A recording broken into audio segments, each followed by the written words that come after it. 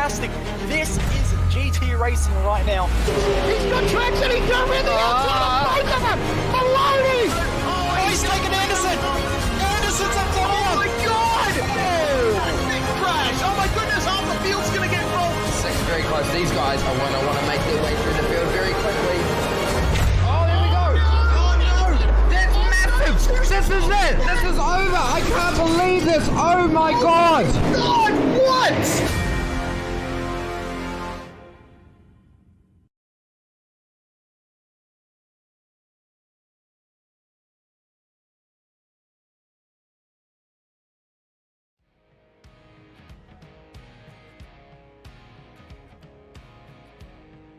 One and done, its first round at Montreal. Now, 2 weeks later, we go a little bit further south in Canada. We're in Bowmanville, Ontario, and this is Canadian Tire Motorsport Park for the next event of the Racing Sims V8SCOPS support series. We've already seen the V8 support category and the Legends support category at Montreal last time out, but now we go for a wholesale change. It's the first round each of the flat sixes and the trucks. We've got Porsche 911 GT3s out there on circuit at the moment, and there's sure to be two fantastic 100-kilometer races here tonight at Mosport.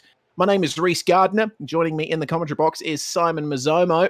Well, Simon, Porsches are back on SimSpeed, and I can't wait to see how this goes here at such a fast and flowing historic track. Absolutely, Reese. It's going to be fantastic. I am too excited to see these things back supporting the V8SCOPS series. These things go so well together. And looking at the field that we have at the moment, there's a lot of talented guys in this field that are really going to sort of deliver some fantastic racing, I reckon. Yes, indeed. We're in qualifying at the moment, and currently position 1 on the timing sheets is Bo Albert. 119.2 is the fastest time so far, and that's what everyone else in this field is going to try to beat.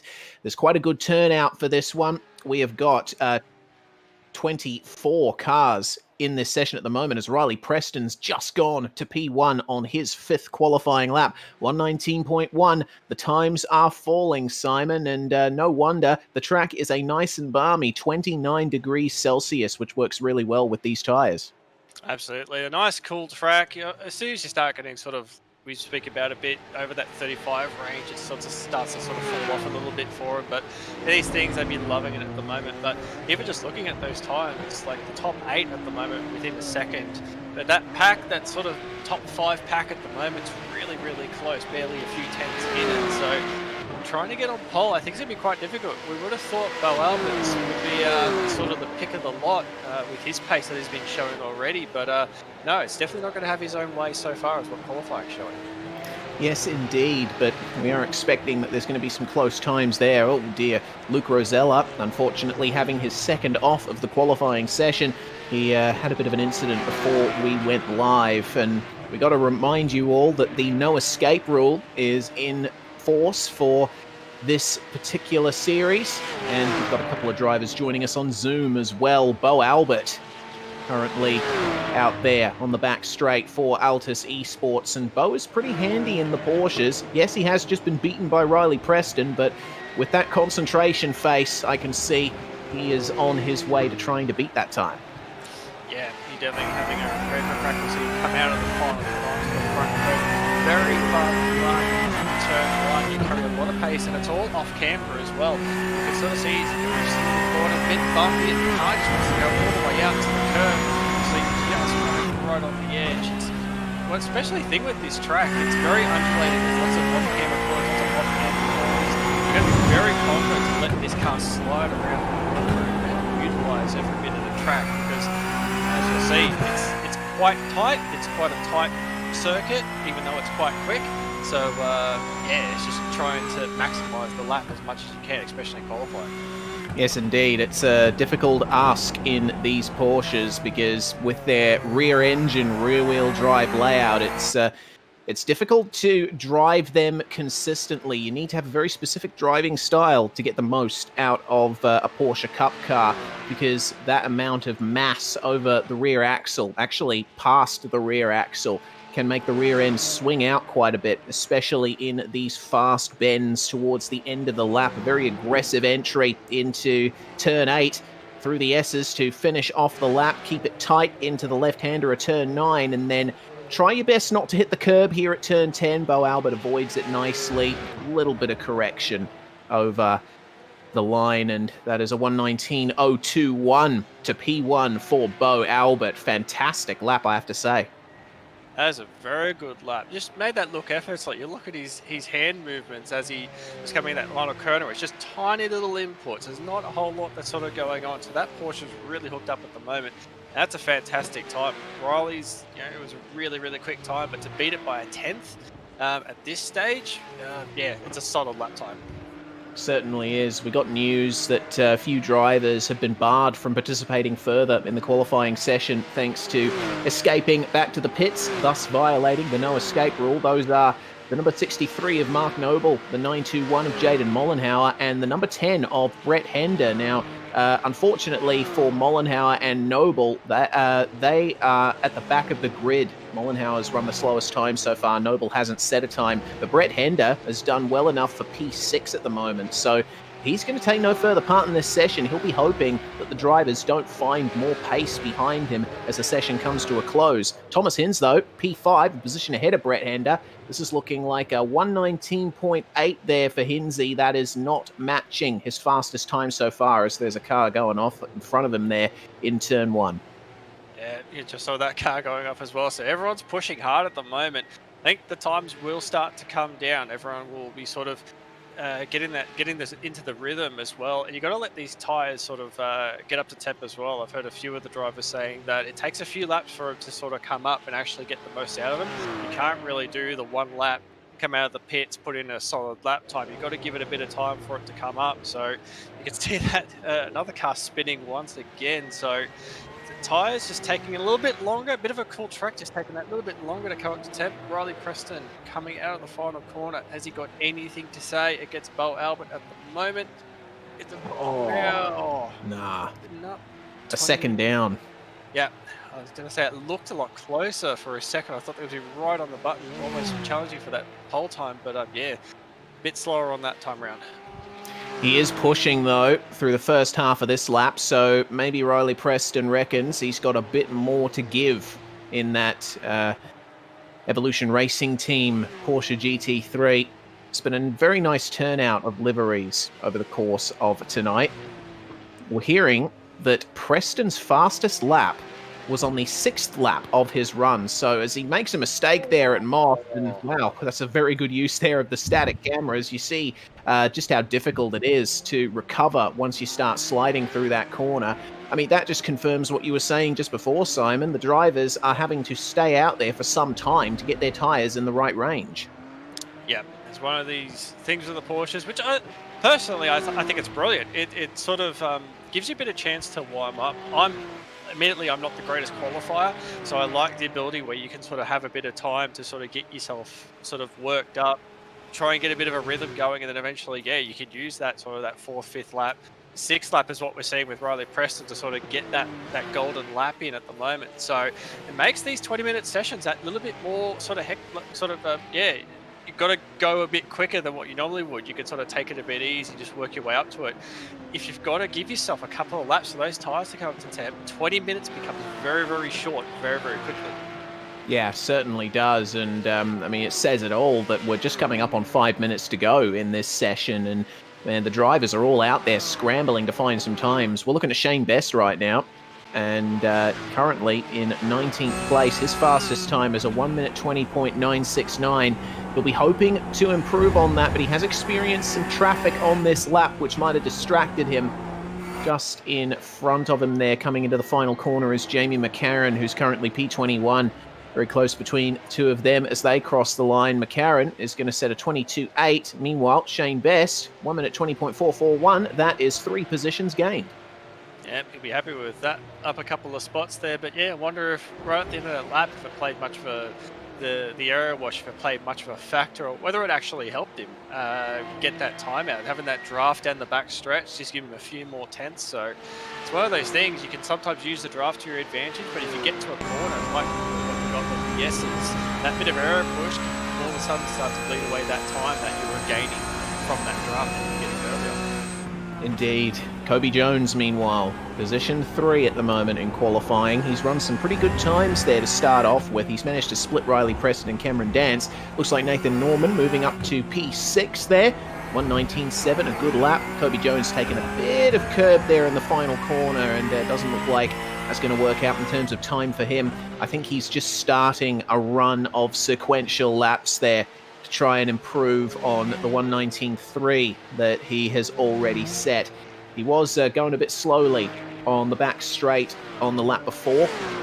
Just, I think, leaving some room for drivers to get by him. Luke Rosella, meanwhile, who we saw having a couple of offs earlier in the practice session, he's moved up to P9, and we're hearing that this might be an improvement. It's a nice clean line for Rosella through the third last turn, and manages to pretty much hook up the apex of the final 2 turns as well. A little bit of extra curb and use all of the curb on the exit. What's this going to be for Luke Rosella?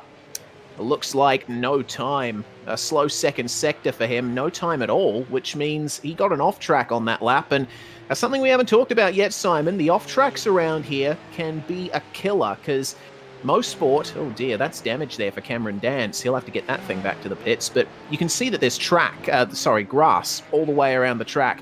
It's not like that in real life now. There's tarmac runoffs at most corners at Canadian Tire Motorsport Park, but here in the sim, they have to go old school. Yeah, and that grass can bite. You'll see it a lot, especially sort of turn 2, Clayton's corner. That one's the big one that always catches a lot of drivers out. It just, as it comes around the corner, the car unweights, it starts going into off camber, and you'll see a lot of drivers, especially when they're trying to find that extra bit, they run it a bit too wide and catch the grass.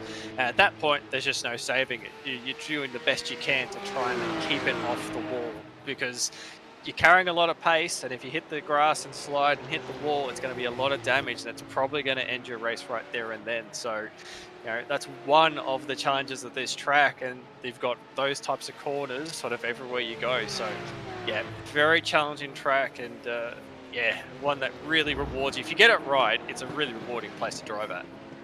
Absolutely. It's one of my favorite race tracks in the whole world, this place. You know, it's so simple on paper, but those elevation changes just make it. And the way the corners flow one into the other, even the fact that the back straight here isn't really a straight, it's curved. So you're turning most of the time around this place. Nathan Norman and Brady Baldwin here, the teammates. Norman, oh no, Baldwin has really pushed hard into turn 8 and taken both of them out onto the tarmac runoff. The SM SimSport guys having I think a little bit of a mini debrief there in the runoff area before they make their way back to the pits. But I think Baldwin would have been hoping for a bit better from that. He's down in 13th at the moment, quite some way away from Nathan Norman. They want to get themselves close to each other and make sure that they get themselves off to a good race. What about Rob Harris, meanwhile? Just outside the top 10, but if he finds one single tenth, he can break into that top 10. Yeah, Rob, the quiet achiever, he just sort of, he goes about his craft very, very well. Just sort of puts his head in, gets the work done. And you'll see him do these things, just sitting just outside the top 10. And it's only just that, like you're saying, it's only a tenth. It's only a little bit more than needs to get. I think race pace, I've been looking out for Rob in this one. I think race pace is going to be his better run. Just keep it clean, keep out of trouble, and I think he'll pull a really good result tonight. Harris recently joining Mach 1 SimSport and putting the car out there in resplendent colours. Reese Harnell, meanwhile, who we saw racing in the V8 Support Series last time out at Montreal, currently in 12th, the position behind Rob Harris. Let's see if he can break into the 119s on this one. It's a 21.3 for him on that occasion. He's going to have to wait a couple more laps for that one. And you saw the very close gap now between Rob Harris and Benjamin Faulkner. I think for Rob Harris, you know, it's just that tiny little bit extra that he needs, only a hundredth of a second or thereabouts. Oh dear, I've just seen a car off in turn 2, Jamie McCarran. He's managed to get off to a start again, but he is carrying quite a bit of damage on that thing as the session comes to a close. Bo Albert into the 1 minute 18s and snatching that pole position back away from Riley Preston. So the checkered flag flies in the practice session, but any driver that is currently on a lap can finish it before we tick on over to the 26-lap race. What can Cameron Dance do? 119.374 is the time on the board he has. If he wants pole position, he's going to have to take 4/10 out of that.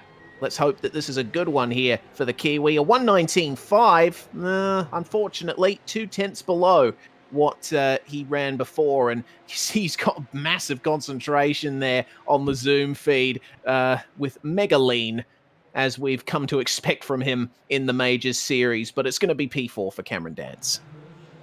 Cam leaning in the boat, gotta love it. That was it looked like a solid lap time. Thought it was going to pull himself up a little bit, but yeah, we can see Reese heading into the pits as well. So that's it, qualifying done. Indeed it is. This is how they're going to line up on the grid for 26 laps around Canadian Tire Motorsport Park. It's Albert and Preston on the front row, and that's going to be very closely fought. Kobe Jones and Cameron Dance line up on row 2, with Thomas Hinz and Nathan Norman completing the top 6. Sebastian Flock managing to put at P7. Brett Hender put in a really good time to start off with. Yes, he violated the no escape rule, but he will still start in 8th place, well within the top 10. Luke Rosella and Benjamin Faulkner round out that top 10. Move on to 11th, Rob Harris in there. Sam Stride coming home in 12th. Reese Harnell 13th. Brady Baldwin in 14th. Adam Moore comes in 15th. Shane Best in 16th. Sam Batty in 17th. S. Patterson in 18th place. John Courtney coming in 19th. And rounding out the top 20, Isaac Edwards. And the last few cars on the grid, it's going to be Jamie McCarran along with Jaden Mollenhauer, Bradley Wingard, and Mark Noble completing our 24-car Porsche grid. You see Ben Christensen and Henry King there in the Porsche Caymans. They are our pace car drivers for this round. So if there's a big enough incident out on track and the safety car is called, you're going to see one of those guys come out of the pits and bring the field under control. Well then. Yep.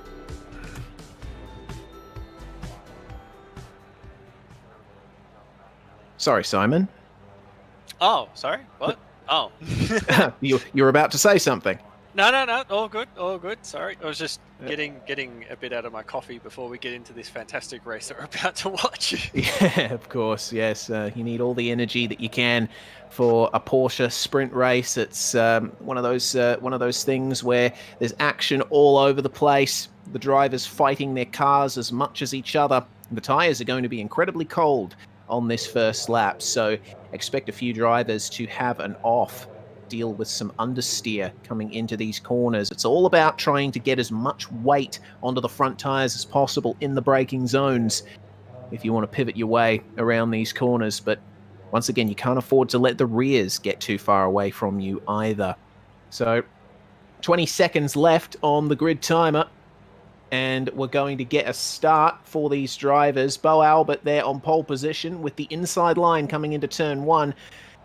The standing start is going to be an issue with these drivers. There's been some updates recently to the Porsche 911 GT3 that change how the clutch works, so surely the drivers will have gotten their practice in. The timer hits 0 and the revs rise. The Racing Sims V8SCOPS Flat Sixes Support Series is go, and it is a great start from Bo Albert, getting a much better start than most of the field there. Preston briefly moved over to cover Kobe Jones, but Cameron Dance round the outside of Jones, coming through turn 1 as the field manages to sort themselves out. And then the run up to turn 2. This one is going to be interesting. Albert still leads the way, but we got a couple of drivers going too wide behind. I see Benjamin Faulkner making his way around the outside of Reese Harnell, who immediately has a bit of another look up the inside, but the front's got away from him there, and he's killed that momentum, leaving himself open to an attack from Sam Stride in the dark blue car behind. And now coming down to Moss, this is one of the choke points of the lap. You've got to be very careful coming into this place. Albert, then Preston, then Dance, your top 3. As it looks like the majority of the field taking it nice and easy here on this opening lap. Fantastic job in their opening lap so far. Just taking it easy. Plenty of race to go. 100 Ks in this one, 26 laps. So Don't want to rush it too early, but yeah, just sort of keeping an eye as they got into that, as you mentioned, that choke point in the corner. Very easy when the pack's all compressed in the opening lap, very easy to sort of miss a braking point and sort of nudge the car in front of you, but everyone doing a fantastic job at the moment. Nice and spaced out. You can see a few brakes locking at the moment. So the race is definitely on at the moment right now.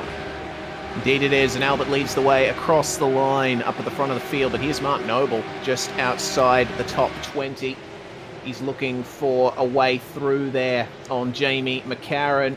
And McCarran, a bit of a wider turn in there into turn 1, but he's going to benefit from that on the exit. You need to kind of take a late apex there in turn 1 to get the best run possible to turn 2. Have a look here at Kobe Jones just behind Cameron Dance up the front of the field. Preston is starting to catch up to Albert, I can see. And the top 2 starting to break away there from the rest of the field. And Reese Harnell trying his best to find a way past Brady Baldwin, battling for 12th and 13th. Baldwin actually passing Harnell earlier on in the lap. So now Reese is going to have to get himself back into a rhythm for that one. Riley Preston, it seems, losing a bit through Moss on that occasion, which is bringing him back into the clutches of Cameron Dance. Yeah, just it's a bit of a flow this one. First couple laps, get yourself into a bit of a rhythm. Cam will be sort of getting into the mindset of my teammate. You're just sitting there, just seeing how this race was going to play out at the moment, get into a bit of a rhythm. You can see right behind as well, Kobe Jones starting to squeeze up on the back as well. So you'll be keeping an eye on the mirror, make sure that, you know, if Kobe gets close, that Kobe doesn't really have a big opportunity. It's Sam Stride around at the moment. Damage on the back. That looks like he's had a bit of a hit. Yeah, it looks like some front end damage too for Sam Stride, and that's happened there in the final sector. Very difficult to make it through there as we take a look at the virtual racing school replay. Now, how did this happen for Sam? It looks like he just overshot there into turn 8 and went straight into the barriers. Man, that's a big shame, because especially in one of these flat sixes, oh no, that might be an unsafe re-entry for Sam Stride. The pack coming through had nowhere to go on that one. Yeah, not too good of a rejoin, to be quite honest there. Unfortunate little mistake, just yeah, letting the car drift wide, as you were saying earlier with that grass, and just drags off the circuit. But yeah, could have picked a better spot to rejoin for that one. But I think Race Control might have a bit of a look at that. And, yeah, I think there might be a bit of a warning coming your way on that one.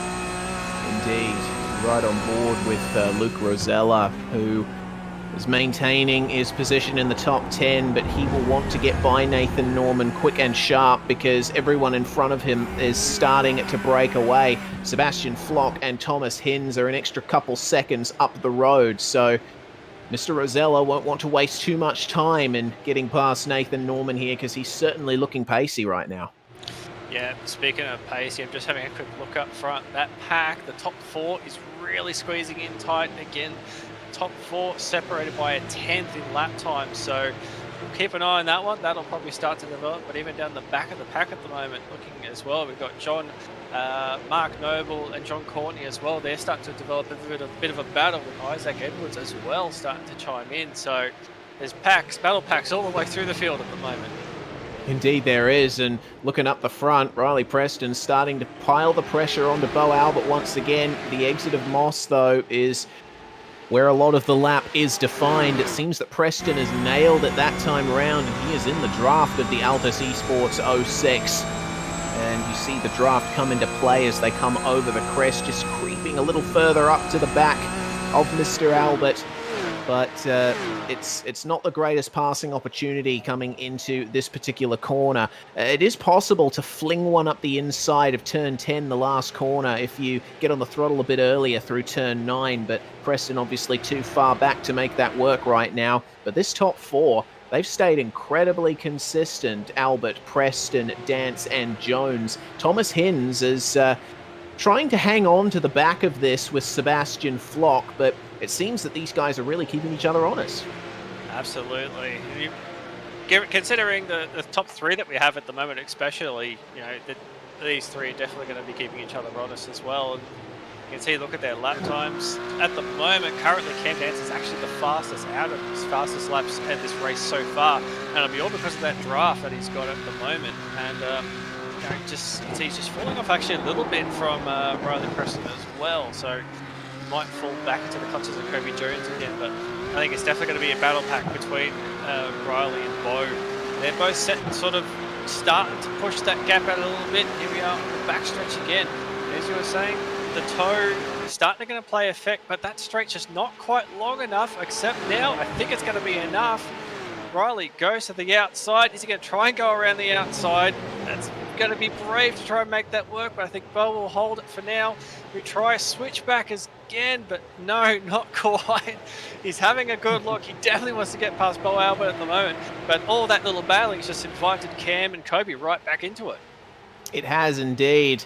Trying around the outside of turn 8, it is possible depending on the car, but obviously not enough weight on the front tyres there for Riley Preston to be super confident in going around the outside. But I'm seeing a couple of chinks starting to show in Bo Albert's armour. He has been running ever so slightly wide of a few corners over the last couple of laps, and main reason that Preston was going to try and go for that move in the first place, Albert ran wide through the second part of this corner, Moss right here. Let's see if it happens again on this lap. Albert seems to hook up the apex very nicely that time around. Unfortunately, so does everyone behind him. Everyone else did a really good job on that one as well. But yeah, this straight, you mentioned a bit earlier, it's got that really, really fast end to it. But the straight's not quite long enough to allow the draft to be fully effective. And because the next corner that we're about to get to, because it's not a real big braking zone, to throw one, well, we're about to get proven wrong here. Riley's going to have a look. He's up alongside now. Might nearly get it done. No. Oh, we slid it. Oh, we split the side of the car. They're going to go side by side to the final corner. Riley on the outside. Cam's going to be looking at this thinking, I want to get involved as well. But it looks like Riley might actually have it. He gets the job done. Excellent move there from Riley Preston, and it all happened because Bo Albert got a bit crossed up in the last sector of the course, and obviously Bo, being the professional he is going to keep his head down and try to work back towards that victory. But Riley Preston, you can see, trying to waste no time at all and trying to eke out a gap. I'm thinking there's not going to be a pit stop in this race. It's just a straight up sprint. So all of your talking has to be done out on the track. And as they come down into Moss again, Preston's already pulled out a couple car links on Albert, but he got a bit crossed up in the first part of Moss, running wide through the second part and oversteer on the exit. That's going to open him up to another attack from the Altus Esports man. And Bo Albert now has the inside for turn 8. Cameron Dance is going to try and follow him through here, but let's see how hard Riley Preston defends this move, as there's some news of a crash in the background. Cameron almost saw a way through there on Riley Preston. He's going to go for the late turn in. Kobe Jones almost saw the opportunity open as well, but Bo Albert back into the lead. Okay, you can catch your breath again now. It can all change very quickly. Like I said, we went from Riley in the lead to the next lap, Bo back in front. So, and that's just how close this pack is. At those top 4, he's just battling hard. And now we're just seeing as well, Thomas Hinz as well, just got himself back onto this battle train. So that's the thing, you battle a bit too much, you invite other people to sort of get in on your race. So Hinz would be liking that, he'd be saying, you know, keep it up boys, keep fighting a bit harder because I want to get involved as well. Yes, seeing a car pull into the pits, that's Reese Harnell, and up onto the jacks, he's going to be getting some new tyres, and Paul Preston on the back of Albert once again. Coming out of turn 3 into turns 4, then 5 and 5A at Moss. Got to take care coming into these corners. It's a very high average speed around this circuit, Canadian Tire Motorsport Park. And as you've seen, any side-by-side running is going to bring the pack right to you, because if you're having to compromise your own corner for the sake of someone else, you're losing quite a bit of time. Preston around the outside again, coming into turn 8. Albert trying his best to hold on, but on the throttle there for Riley Preston. He's gotten far enough inside that he can keep this battle going. But Albert on the inside for turn 10, there's way more grip there on the inside of the corner, and he secures the move once more. Cameron Dance, it seems, not willing to go for the Banzai move on Riley Preston just yet, but he's going to have to be careful because Kobe Jones and Thomas Hinz are starting to heat up behind. Yeah, exactly. Just watching that battle forming as well. Yeah, a bit surprised Cam hasn't actually had a look. There was the battle where Bo got back in front. There was definitely an opportunity for him to sort of have a go up the inside. Oh, we could see another car spun around again. That's McCarran.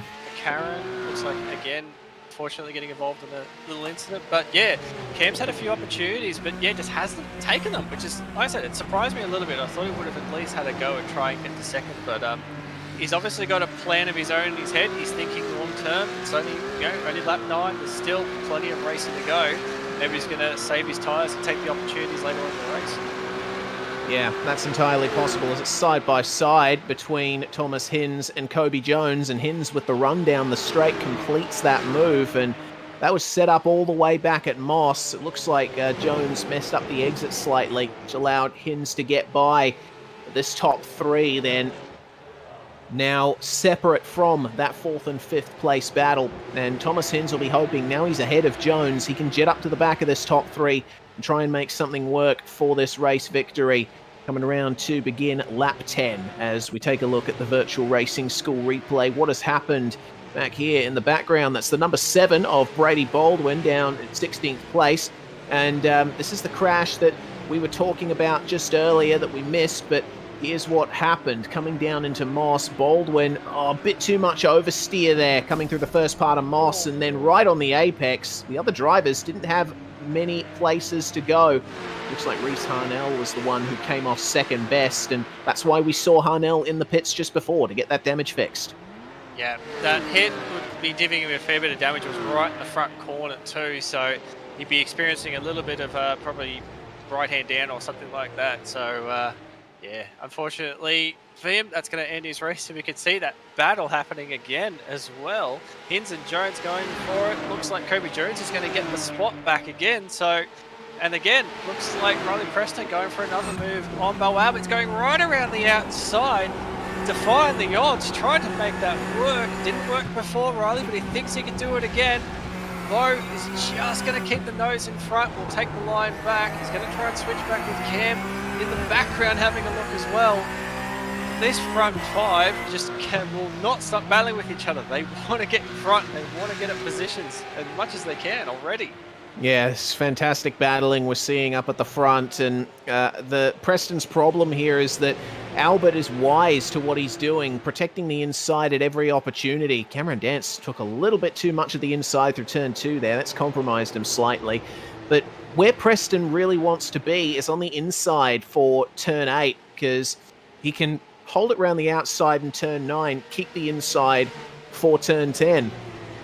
And I think with the difference in grip between on the racing line and off, that's obviously where you'd want to be. You just lose way too much momentum trying to go around the outside of the 3rd last corner here. I don't know if there's going to be a move this time round, because Preston's draft, it seems as strong as ever, but might not be able to get alongside in time. Oh, yeah, there we go. Albert going to that outside line for turn 8 and keeping Riley Preston at bay once again.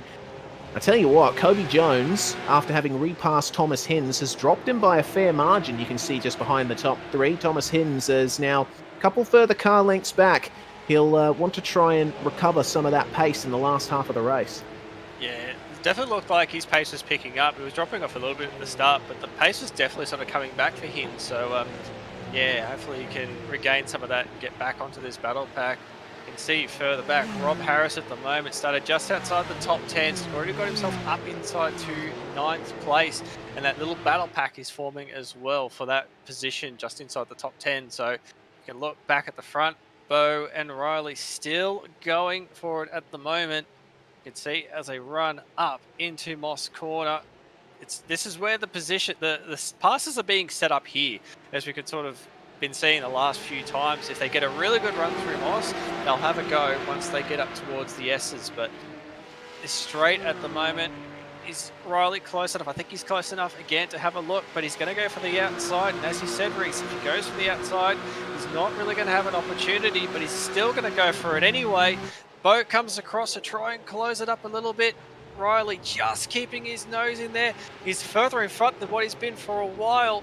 They're definitely going to run side by side into the final corner. But Riley really making this one a valiant effort. He's gone off the corner. There's a bit of side by side there. We're heading up into turn 1.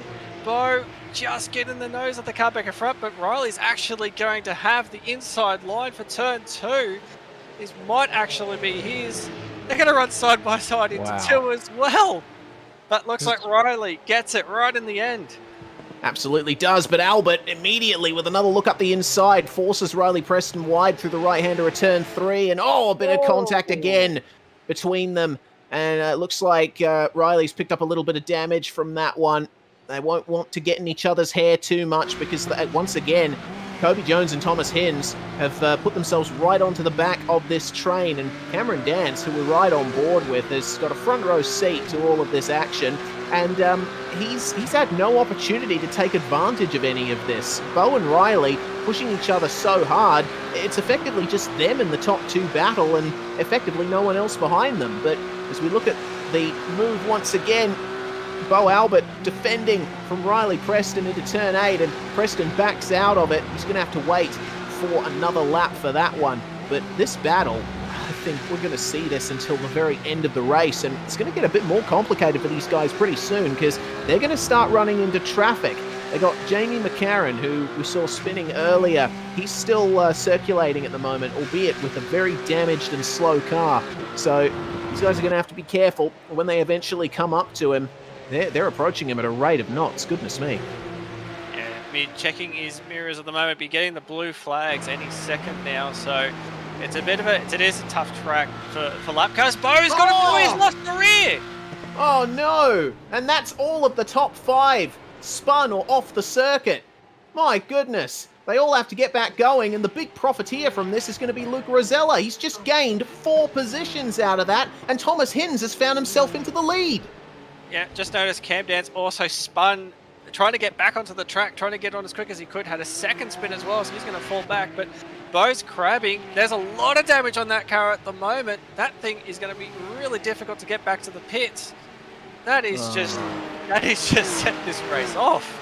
And that is heartbreaking there for Bo. And just going back to have a look at the incident, it just looks to me like he pinched the front tire, and that sent the car around. Unfortunately, with how close this battle was between the top 5, drivers behind him had absolutely nowhere to go. But Bo made this mistake all on his own, as you will see. Yeah, just having a look, you can see the inside front, and then the rear just comes around. And Riley just had nowhere to go. The pack was that compressed at that point, just nothing he could do. Lots of white smoke from tire smoke there. And Hinsey just picked the inside line and went straight through. But just such an odd place for that to happen. Like, it didn't feel like Bo was doing anything sort of out of the ordinary. The front's locked and then the rear went. So, don't know. I can't quite get my head around that one, to be quite honest. Yeah, me either. It's a very interesting incident that we just saw there for Bo, but I think that it's also a consequence of the way you're entering that third turn, because it's got a bit of an open entry, then it tightens, and then it opens again, which makes it difficult to keep the car from going away on you, as that's a change for position between Sean Patterson and the number 24 of Sam Batty. Sean Patterson is our wildcard entry tonight for Racing Sims, and unfortunately he's just gone a bit too deep into moss. When the rears get onto that gravel, there's not much more you can do. So then, unfortunately, the battle for the lead is a lot less interesting than it was before. Thomas Hins now in the lead by 2 seconds over Luke Rosella, and Brett Hender has managed to make it into the top 3 positions, but he's under a big threat here. He's got Kobe Jones recovering right behind him, and Benjamin Faulkner is going to have to run wide here to let the recovering Riley Preston go for 7th place. But the battle just up ahead coming into turn 2 between Jones and Hender is going to be fantastic, as well as, oh my goodness. Oh, take it easy, boys. That's Riley Preston trying to get by Benjamin Faulkner, and Benjamin just not able to... Preston not able to get the move done. It was very close between the two of them into the first turn, riding on board with Sebastian Flock, who's now in ninth, started in P7, so he's going to have to gain a couple more positions to be happy with this one. Falconer exits Moss very nicely, gets himself some valuable space between himself and Riley Preston, but remember, the draft is going to come in, and Preston, with his open wheel experience, is going to try and take advantage of that as here comes Kobe Jones on Brett Hender. Brett leaves him just enough room on the inside to get through. Can the Fusion Sim Racing driver hold on round the outside coming into turn 8? Jones is a little bit braver on the brakes, kicks the rears out a bit, and he has to recover from that. Gives a bit of a chance to Brett Hender then on the outside, but Jones is going to have the inside for turn 1 as there's a bit of contact between the two of them. I don't think that was worth a headlight flash, personally. Nah, that looks fair game to me. Brett doing a fantastic job. You would have thought that Kobe would have got that done, but no, Brett said, well, you know what? It's a podium spot. I'm going to make you work for it. If you want it, you got to fight it from me. So he's definitely doing it at the moment. Kobe going to be all over the back of him. Not sure if he's got the pace to sort of have a look anywhere else at the moment. He's definitely got it coming off the corners, but yeah, I think it's going to be the S's is going to be the next opportunity, and Brett's already proven he can defend it already. So yeah, be seeing if he can do the same thing over again. Yeah, or Hender running just half a car width wide there in the exit of Moss. It doesn't seem to have hurt him too much, though. The draft is going to be on again for Kobe Jones. Let's see if he can get himself back into this podium position. Already making moves towards the outside. You can see how much momentum the draft is giving him, and they almost make side-by-side contact as they pass beneath the trees. Jones ahead of Brett Hender at the braking and turn-in point, and had to recover a bit of a micro slide there to get himself back onto the racing line. But I tell you what, Riley Preston was unable to do it versus Bo Albert, but that's how you make the move around the outside into the S's. Yep, proving us all wrong, saying you can actually get it done. So you'll have the head down, you'll have Luke Rosella down the road. Be interesting to see. It's currently about a 4-second gap, or about a 3-second gap, sorry, back to Luke in front. So it'll be interesting to see. You can make up that gap looking at Corey Preston, sorry about that. Riley Preston, just getting names confused tonight, making his way through the field, be on the back of Rob Harris, who's going to be up into 6th place at the moment, having made a few spots out of that unfortunate incident we saw early. But yeah, Riley, damage doesn't look too bad on the car at the moment, so hopefully it's not affecting him too much. He'll be trying to get his way through. Bit of a tap on the rear bumper there, so a bit of Morse code. Rob's going to move out of the way. Yeah, I think Rob just sort of saw what was going on there and thought, you know what, Riley, you're faster than me. I'll let you go. You can soldier on down the road. Indeed. So Preston now ahead then, but you can see there's a slight difference in straight line speed there. Riley Preston is carrying damage from hitting the back of Bo Albert earlier when he went for that slide. So that's cost him slightly in terms of straight line speed. He's going to have to make sure that the gap is big enough that the car behind him won't have a chance. But looking a little bit further back, seeing almost a move there from the Track Racer sponsored car of Sebastian Flock. He's running the back of Benjamin Faulkner as they battle for 8th and 9th position. And you see that there's slight differences in lines between drivers around here. That's one of the things that I love about this track, is that there's so many lines possible, but that's not a good line there for Sebastian Flock. The rear came around on him and coming to a stop in the middle of the corner. Manages to get back going, though. Unfortunately, that is a position lost there. Cameron Dance moving ahead. Yep, I think we can confirm that's not the right line. And that's a lot of damage to the front of that Porsche. Get a virtual racing score replay. We'll try. This will be on Mark Noble coming into the final turn. Looks pretty. Lost the rear of the car. Yeah, he got a slide on throttle and then jumped on the brakes to try and recover the slide. Unfortunately, there was a car right behind him that had to take avoiding action thanks to that. That was the 065 of John Courtney.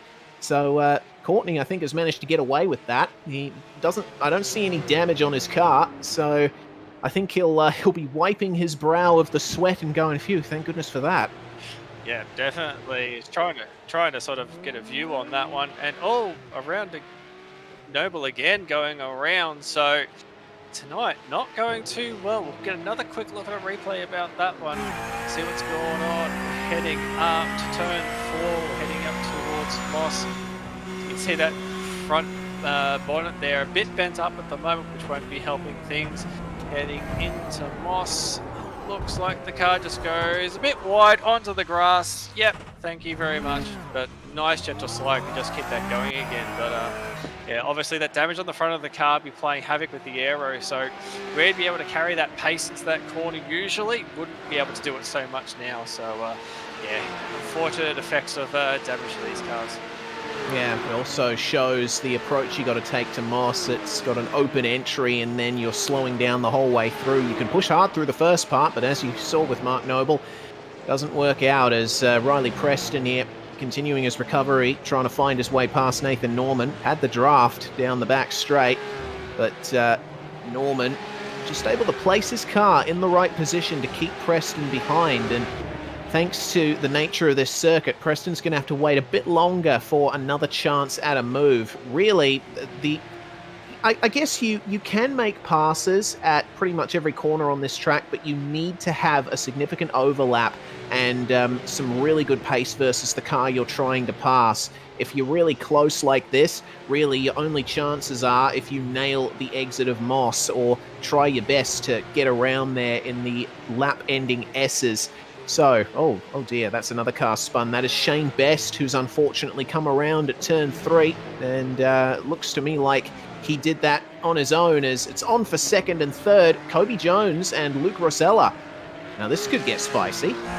Definitely could. I said earlier, 3 seconds, bit of a gap to pull back, but no, Kobe's proven me wrong at the moment. He's done a fantastic job to close that down.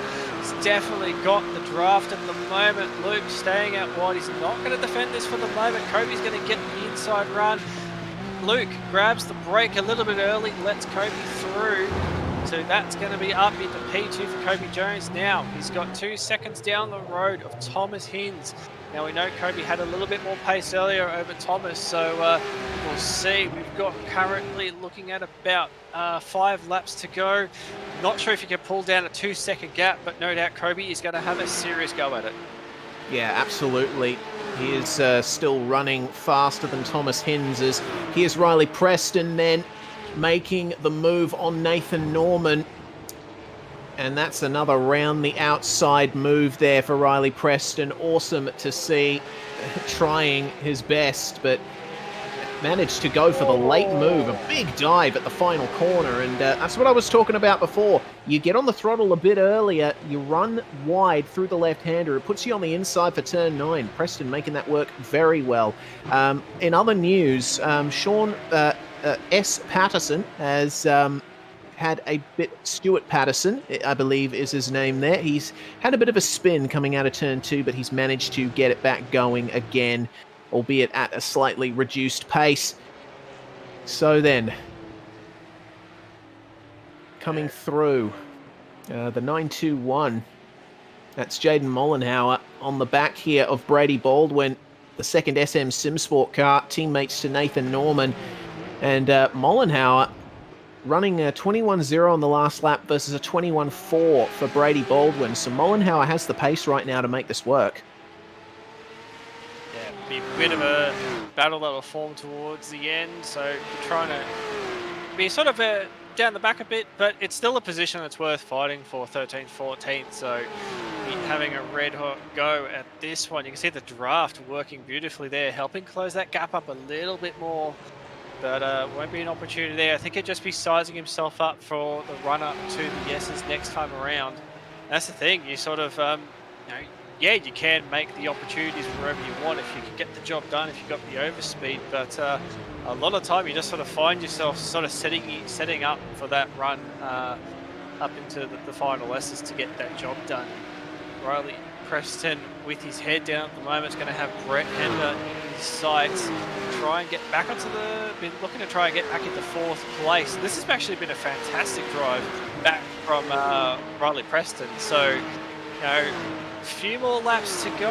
If he could get the job done on Brett, he might actually have a chance to go for a podium in this one. Yeah, and that would be an excellent recovery for Riley Preston if he can pull that off, but he's got to try and deal with Hender here first, and we've seen how staunchly defensive Brett Hender is of his positions.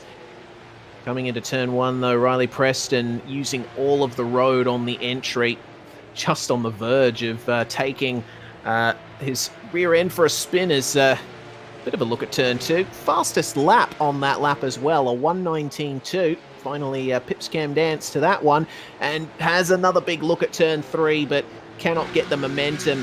If he went for that, I reckon Hender would have turned in and Preston would have given him a good whack in the side, but he's going to try almost on the run down to Moss. But as the track falls away, as there's a bit contact, oh, here we go. Preston's going to go for it at the second part of Moss. Hender's going to give him the room here, but they're going to run side by side down the Mario Andretti straightaway. Hender putting on a fantastic defensive drive here, but with Preston on the inside for turn 8, I reckon he's got this move covered. Yep, I think he's definitely got this one done. They're side by side as they run up towards the S's. I think at this point, it's a bit of a side by side contact, but they're fine. Riley will get the job done up into 4th place. I'd have to say, I think he must have went and visited Australia Post before he came to this race, because geez, he has got some stamps he can send tonight. Absolutely. Oh man, some of the moves that we've seen tonight have been spectacular. Get a Virtual Racing School replay of that one in your vision. Oh, actually, this is going to be something different. Rob Harris was... oh, hello. Here we go. Cam Dance getting a move done there. And looked like a fairly easy one around the outside. So what happened to Rob Harris here, I wonder? Oh, it looks like the rear end got away from him there in the left-hander and into the wall. Goodness me, both drivers behind would have had to take some evasive action there. Yeah, that would have shock him a little bit, seeing Isaac Edwards off at the moment. There's a lot of damage to that car as well. Isaac doing a fantastic job just keeping going, but yeah, that car is looking very, very secondhand. I think they'll be going straight back to the garage. But yeah, we're almost at the last lap, and this is one thing I was just picking up on. The gap is now down to 0.6 of a second. Kobe Jones is going to be having a serious attempt on this last lap. He's going to be within half a second when they get to the line. But this is actually going to be a battle for the lead, and this is going to happen right on the final lap. So Kobe Jones has been doing good. He's made a few really good passes to get back to this point. So I wonder what Thomas Hins will have in response on this final run to the flag. Yeah, that's what I'm wondering too. Kobe Jones took another 10th out of Thomas Hins on that last lap. 1:19.6 versus 1:19.7. And he's going to have to depend on the draft, I reckon, as it is white flag for these drivers. Thomas Hins keeps it nice and tidy through turn 3, but Jones, you can tell, is really pushing, trying to extract everything he can out of this German machine. Into the braking zone for Moss. Hinsey doesn't have to go defensive yet. Jones, though, going a bit wide there in the middle of Moss to try and straighten up the exit. Actually seems to have cost him in the middle of the corner. So it's all going to be about the final couple of corners. Remember, these guys are teammates at the Henry James Racing conglomerate, so they don't want to make contact here if there's going to be a move for the lead. Jones fires it towards the inside of turn 8. Hinsey was a bit wide on the entry, but hooks it up for the second phase of the corner. 2 turns to go, and now only 1. This has been a great fight back there from Kobe Jones, but Thomas Hins has risen above the chaos and takes victory in the flat sixes at Mosport. And that is a well-deserved win, I reckon, and very well-earned smile on Hinsey's face. Yeah, just noticing as well, Riley Preston actually got to the line as well in 3rd. And yeah, we can see coming to a very slow. I was just going back to have a quick look, and he's just come slow in the second last corner. The car's just slowed down on him. Definitely looks like he's ran out of fuel. We'll get a quick look on replay. There is no throttle. There is no throttle there at all. That looks like he's ran out of fuel with only 2 corners to go. Wow, that's a big shame for Luke Rosella. It could have been a podium in his sights, but for want of putting an extra litre in the car coming up to the start of the race. So Riley Preston ultimately recovering to finish on the podium there, which I think is a fantastic fight back considering what happened between our top 5 in the middle of the race. And I think Thomas Hins, with a performance like that, showed his incident avoidance fantastically. Kobe Jones coming home to finish in second. Of course, Preston completes the podium. Brett Hender, though, started in 8th and finishes 4th. I think race pace for the Fusion Sim Racing number 10. Fantastic stuff. Nathan Norman completing the top 5 there, and that's been another gain of position. 5th on the results screen. 6th on the grid. Cameron Dance, unfortunately, recovering to finish 6th there with Rosella running out of fuel at the line. Faulkner finishes 8th with Harris in 9th, and Sebastian Flock coming home 16.6 seconds back to complete the top 10. And now we flick over to just outside. Adam Moore comes home in 11th. Sam Batty in 12th. Brady Baldwin in 13th. Jabin Moore in 14th. Mark Noble 15th. 16th we had John Courtney, and now we go the lap downs. Isaac Edwards, the first home, in 17th. Shane Best in 18th. Stuart Patterson in 19th. And here come the retirements with, unfortunately, Bo Albert rounding out the top 20. Yeah, Bo Albert was too heavily damaged to continue despite starting on pole for that first race. Jamie McCarron is going to join him in retirement territory along with Reese Harnell and Sam Stride. Bradley Wingard did not take to the grid despite being in the server. And that is going to be your field for race 1 of V8SCOPS Support Flak 6s presented by racingsims.co.nz. It's time for a very quick break here on SimSpeed TV. We have got the truck race coming up next, and then the second race of the Porsches. It's a big night of racing here on SimSpeed TV. I'm going to put the mic down and jump in my truck to have a race. Simon, you're going to be with Jay. We will see you very shortly.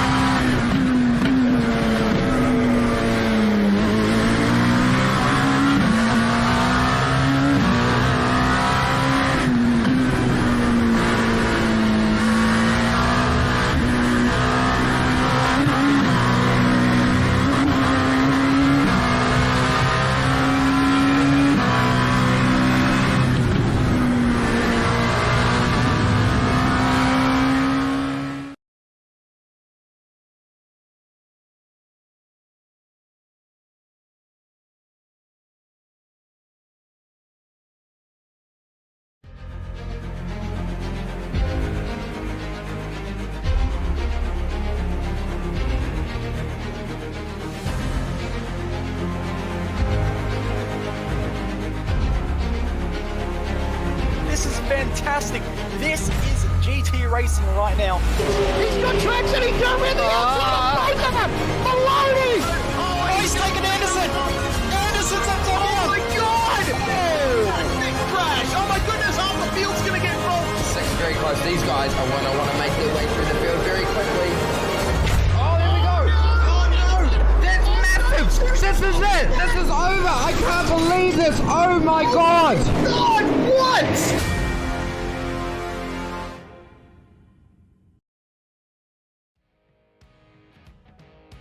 Welcome back to SimSpeed TV and our coverage of the V8SCOPS Support Series presented by racingsims.co.nz.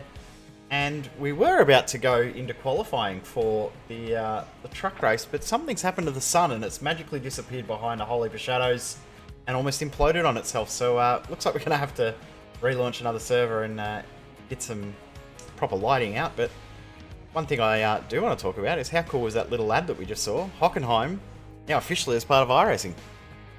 Yeah, I've got to get on there and do some laps. I've actually, obviously don't have an ad for it as yet, but I tried the new McLaren GT4 earlier today. That thing is amazing, so I might have to go get Hockenheim with the GT4 and have a go. But yeah, Hockenheim is actually probably one of my quite favourite tracks. I've always really enjoyed watching Formula One there. It's always been fantastic every time we go there. Last couple of years where it's been raining has delivered some fantastic racing. So, you know, wink, nudge, nudge. We get rain in iRacing. Might be some entertaining racing that we'll see there. Fingers crossed we do have rain at some point. We keep hearing about rain potentially coming one day, and I think rain is a feature that everybody wants until they actually have to race a race that has rain on it. So that should be cool if we get it one day. But another cool thing too is that battle that we watched in that last race. Disappointing how it ended, but how cool was that battle that we saw with those lead guys? That was pretty incredible. That was awesome, and it just goes to show just how good Porsche the Porsche cars are for racing. Like obviously we see it with the Porsche Esports Super Cup, just how good that is, and now we're obviously having our another version of it with our support series. Just how good it is when you get 4 or 5 drivers who are, you know, roughly as skilled as each other.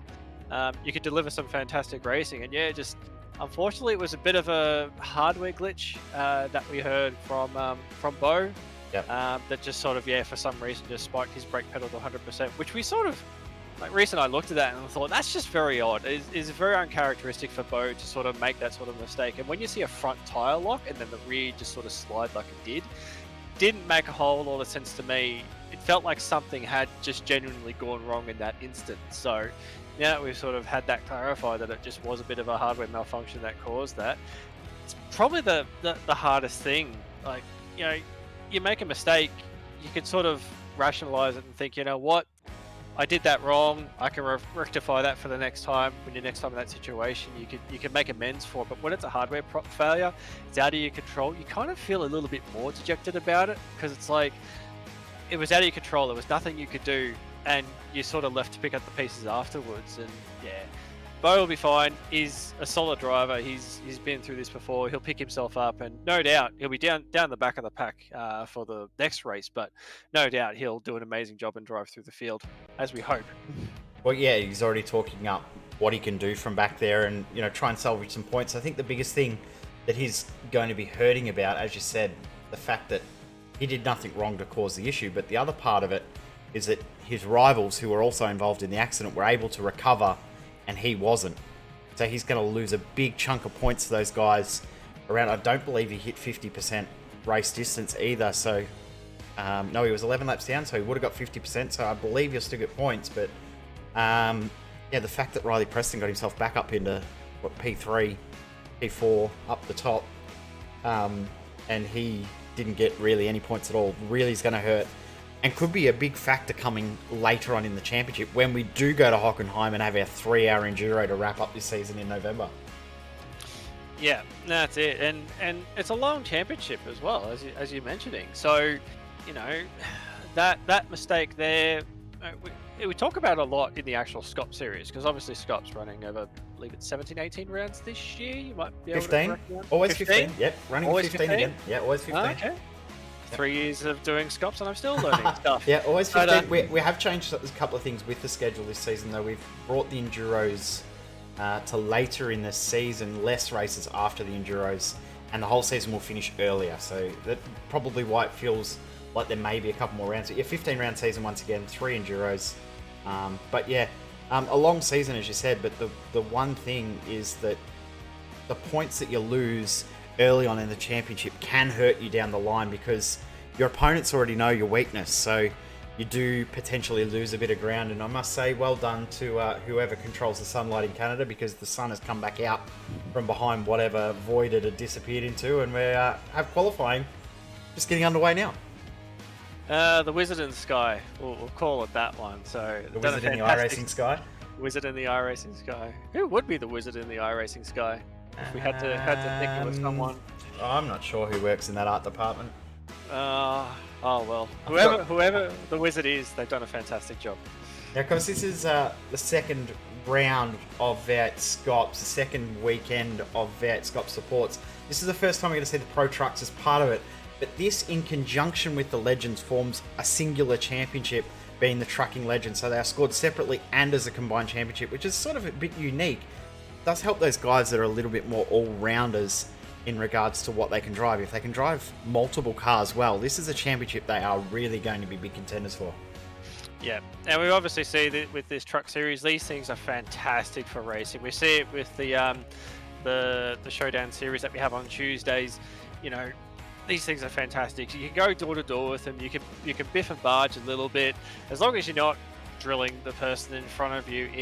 They're fantastic racing. I've had the opportunity to run that series as well, and you know, when you get some amazing battles going on with these things, yeah, it's just so much fun. And there's very limited, especially on the road side of things, there's sort of very limited in what you can do with setup and stuff like that. So even someone like myself, who's completely hopeless in iRacing, can still actually get a fairly decent result out of it. So I'd imagine that tonight we'll see the same thing. We'll see a whole bunch of drivers who, you know, going to have the opportunity to race up front, probably do a really good job. But on screen, I was reigning waiting champion for that one. Yep, reigning champion, and probably one of the two best drivers in these trucks at the moment. But Brenton Hobson just, yeah, he's mega quick in these things.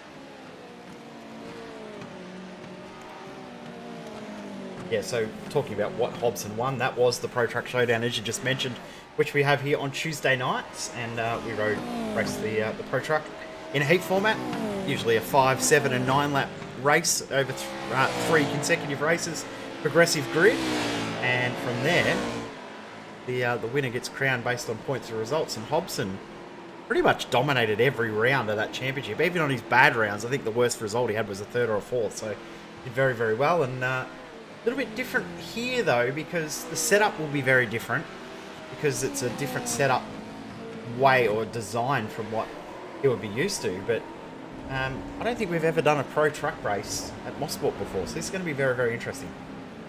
Yeah, definitely, and sort of, I think it'd be pretty good. These rounds we've done where they've been sort of the real fast-flowing sort of circuits. Phillip Island was probably one of the really good ones. We saw a lot of good racing there, and I could sort of think this is probably along the same lines, the type of circuit. So I think we'll see some fast corners.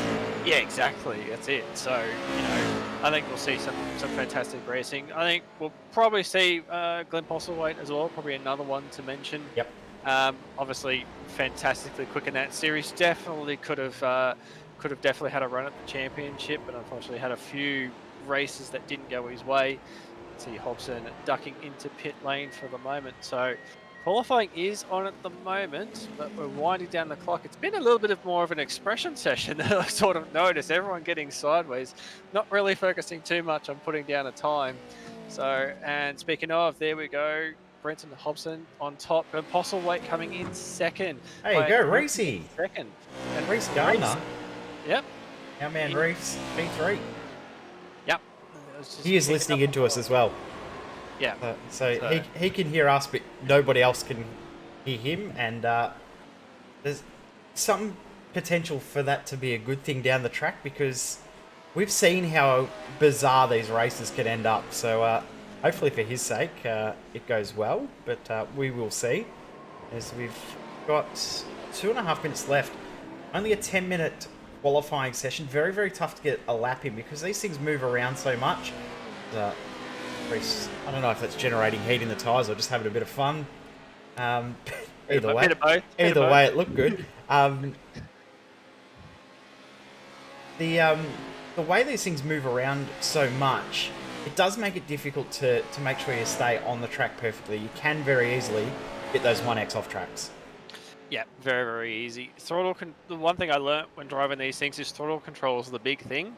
You can obviously slide it like we're seeing at the moment, but you know, if you can control the throttle fairly well, if you just get on it too much, the car tends to just want to just sort of light up the wheels.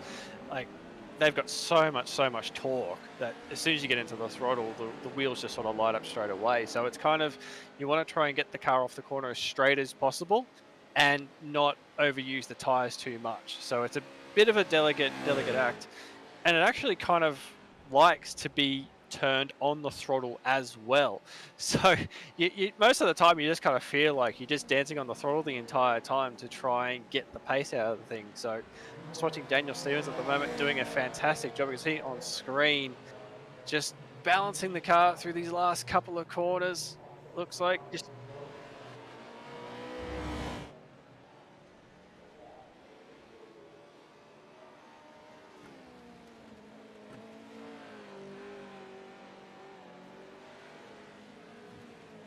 yeah, I'm looking and thinking, pretty sure he's running a direct drive of some form, I'd assume at this point. But yeah, just looking at him there, you can see he's really fighting it at the moment. So must obviously go to the gym or something, because he's definitely got some. Oh man, that is brilliant. But maybe that's what maybe that's what I needed to convince the fiance to let me get a direct drive. I'll build the muscles back up again. Yeah, exactly. Yep.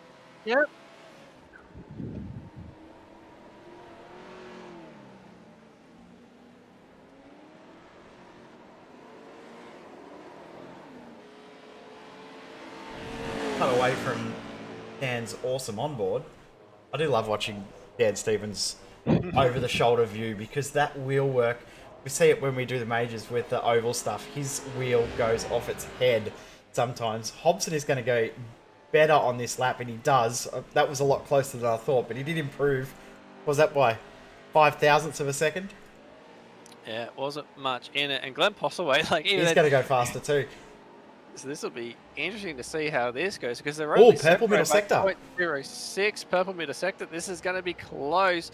We'll watch as he comes out of the final two corners. The truck's looking very settled. He's using every inch of that curb. This has been a fantastic run towards the end. He's going to drive it off the corner, use every bit of racetrack as he heads up towards the line. Can Postlewaite do anything?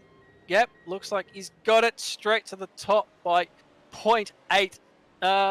Yes, 0.89. So not much in that at all. Fantastic lap by Glenn Postlewaite. Well done, Posy, on getting that one done as we move into the race session. So this is the starting grid. If it actually works properly, I can put it up on screen. Here we go. Looks like I can actually make things work while I'm doing comms as well. That's unusual. It's round 2, event 2 of the Trucking Legends. Glenn Postlethwaite, Brenton Hobson, Synergy Sim Racing front row. Reese Gardner for Fusion Sim Racing in third, with Chris Coxhead in 4th position for Zuva Racing. Daniel Stevens for MFR in 5th position. Corey Kitchen from Racing Sims in 6th. And we've got Brett Loxton for Zuva Racing in 7th. Hayden Veld, another one of that crew over at Zuva Racing as part of that team at Henry James Racing in 8th. Nick Scrave in 9th. Anthony Green in 10th, and I'll just finish it off with Aaron Gilbert, Maurice Harnell, the rest of the field, as we're actually looking like we're about to go green, because everyone's decided to grid up pretty early, except for the safety cars by the looks. Yeah, very quick green. Everyone's eager to get going in this one. I'm not sure if it's just a rolling start or a standing start. Very good. So I think we're just waiting on Brenton Hobson at the moment. Yep, Brenton and Hobson the safety cars. And he's on the grid.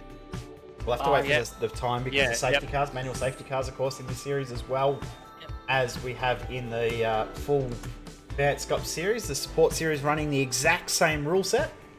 So no escape for qualifying, and also running manual safety cars as well if required. So the good thing is we haven't needed one so far tonight. Fingers crossed we won't need one tonight at all.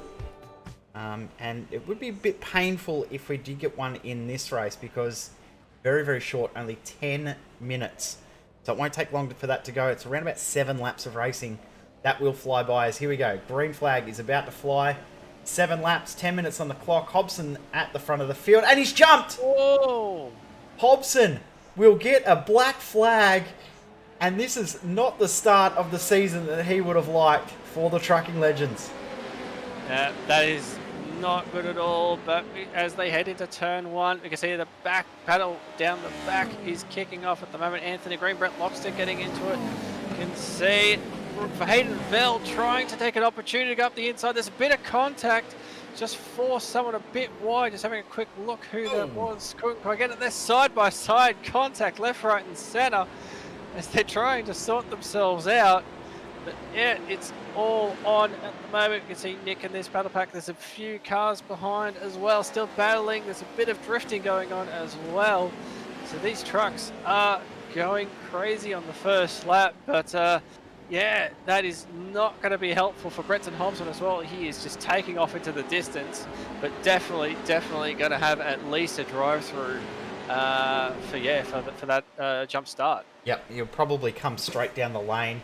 I'm not sure what the penalty will be, whether it'll be the iRacing induced black flag, which I think is a stop and hold, or whether it will be a race control given drive-through penalty. But either way, it's interesting to see what will happen behind. Reece Gardner's giving Glenn Postlethwaite a very, very good run for his money. Hobson comes straight into the lane.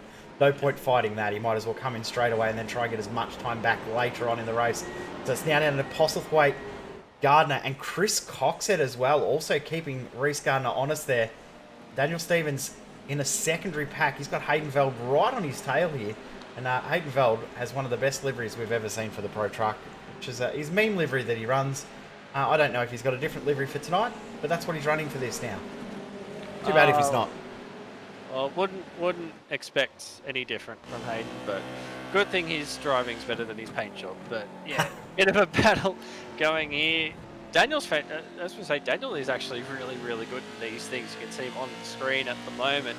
Actually closing up to this pack in front as well. So it was looking like it was going to sort of separate into two separate groups, but no, it's definitely bunching up at the moment. Daniel about to get all over the back of Chris Coxhead. He's got Hayden coming with him. Brett Loxton very, very wide into Moss Corner, but Brett gathers it up very, very well.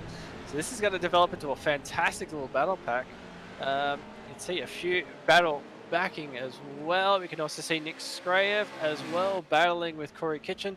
So yeah, some fantastic racing already going on. A few good battle packs starting to form as well.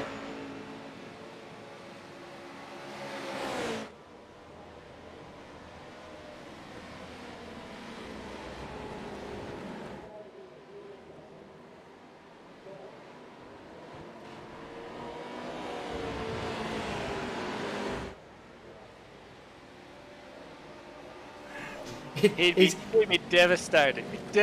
He's missing out on this one. Actually was looking forward to this series, so I will say that he was looking forward to being part of this championship. Now, I'm just trying to work out why the timing screen is not showing up correctly, because it's, for some reason, not, so I'm not sure as to why, and I can't seem to fix it. The order is correct, but the positions are, the gap to the different cars is not, for some weird reason. Not sure why. Can't fix it. Even harder to fix when you're trying to commentate at the same time. Yep. That's fine. Well, we can visually see the gap is a lot closer than what that... It's definitely not 2 minutes. Definitely not at the moment. You can see Chris Coxhead all over the back of Reece Gardner at the moment.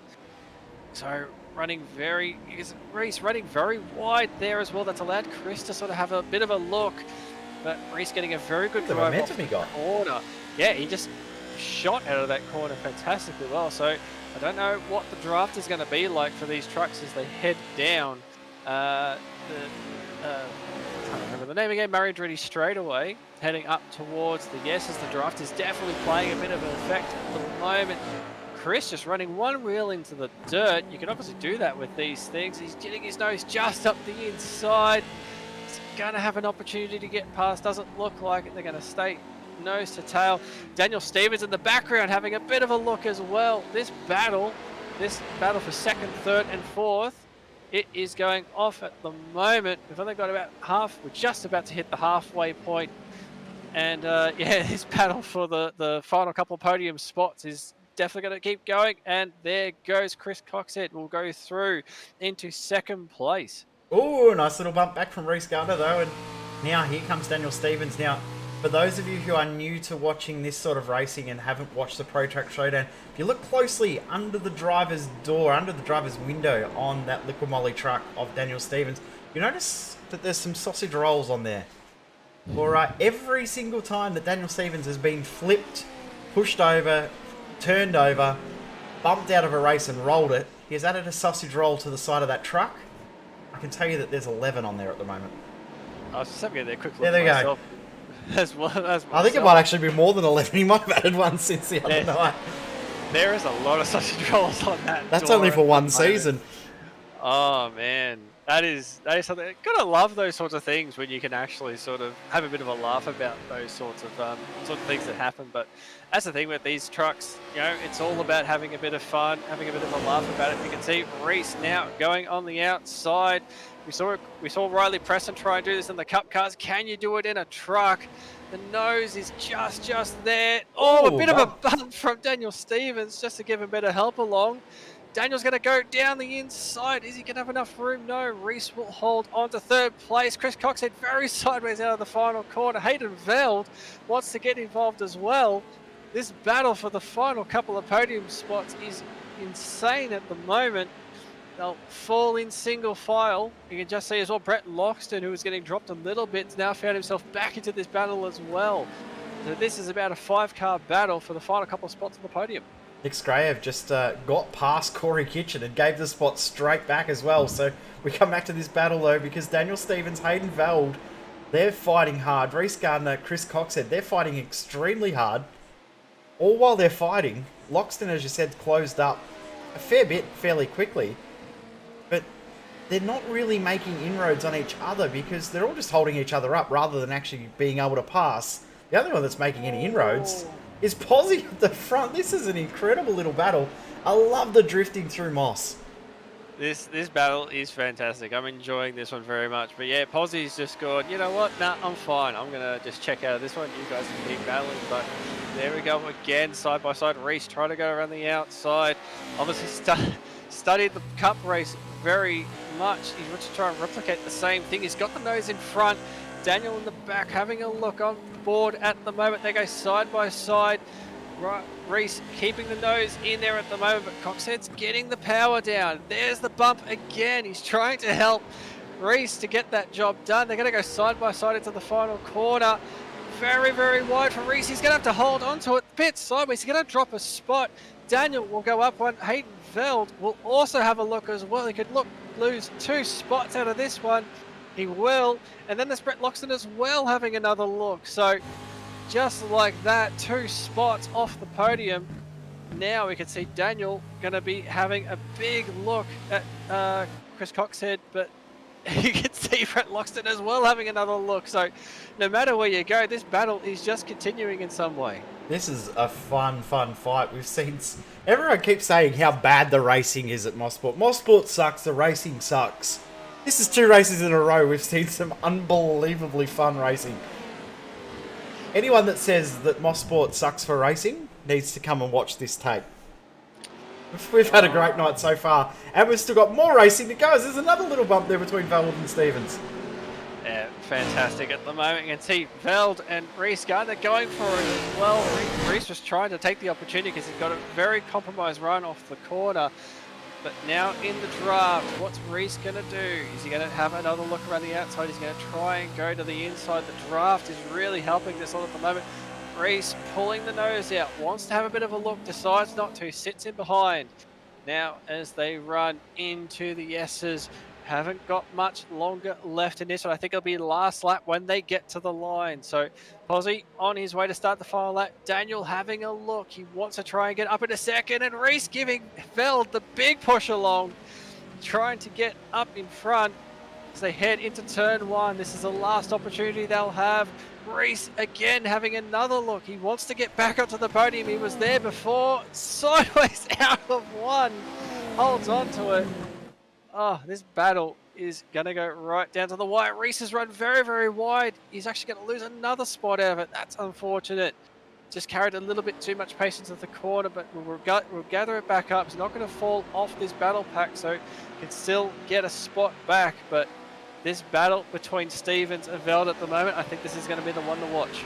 Yep, this is going to be a very, very close fight. And even if Gardner there dropped to the back of the field, the way that we've seen the fighting throughout the night in this and also in the Porsches, in the flat sixes, anything can and probably will happen. So nothing is settled here. Even Pozzie's lead of nearly 4 seconds as the timings finally adjusted itself. Worked out why. It didn't like that Bretton Hobson jumped the start. That's what screwed up the timing. So please don't anyone else do that for the rest of the weekend. Pozzie, huge lead, but this could be anything here.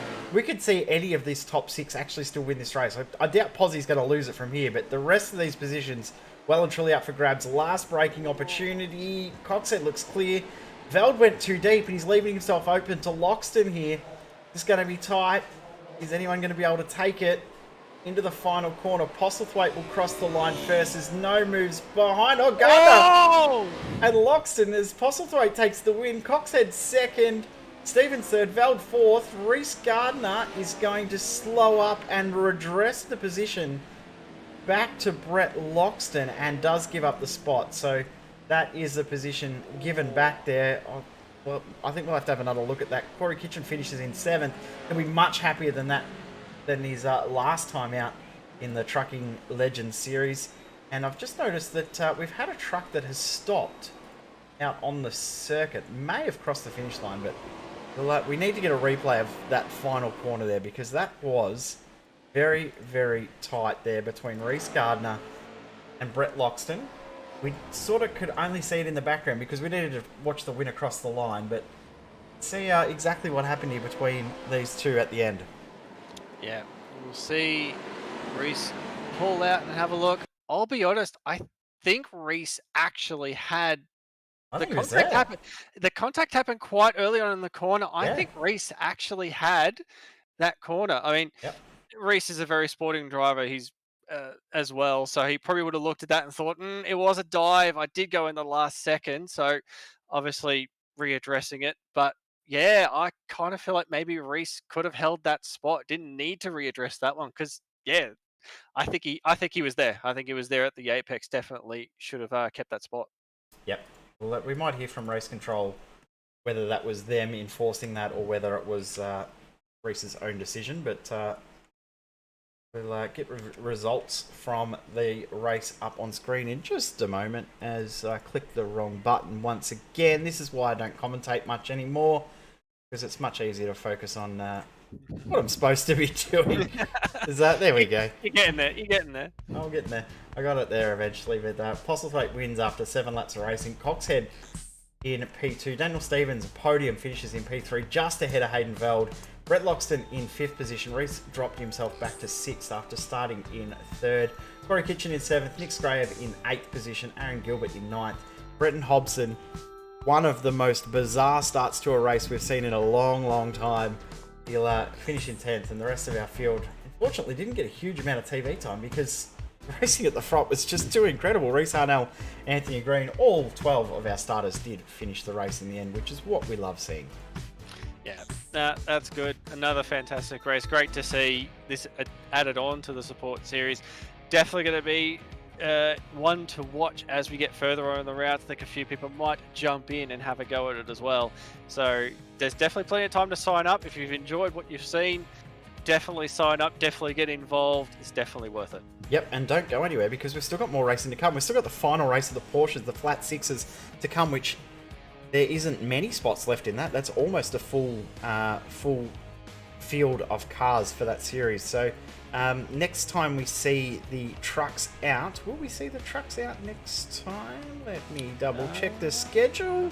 We're trying to read the schedule. We are at Sebring next time. We are running the trucks at Sebring, so we will have the trucks next round.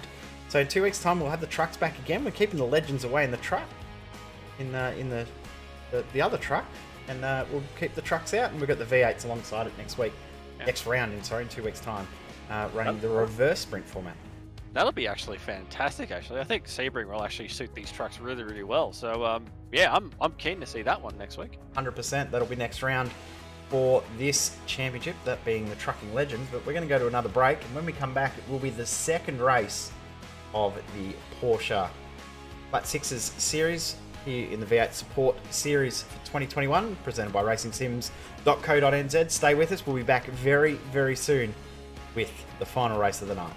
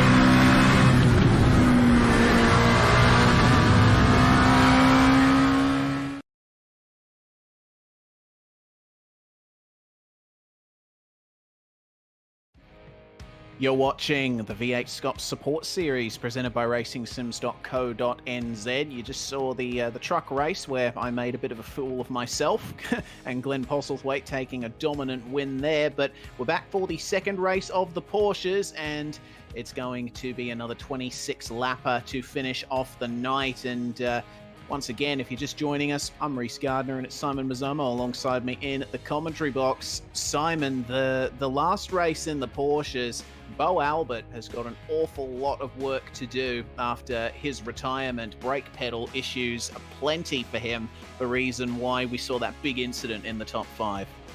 Yeah, unfortunate when that does happen, but yeah, I think we'll see Bo bounce back from that one. I think he'll know what he has to do.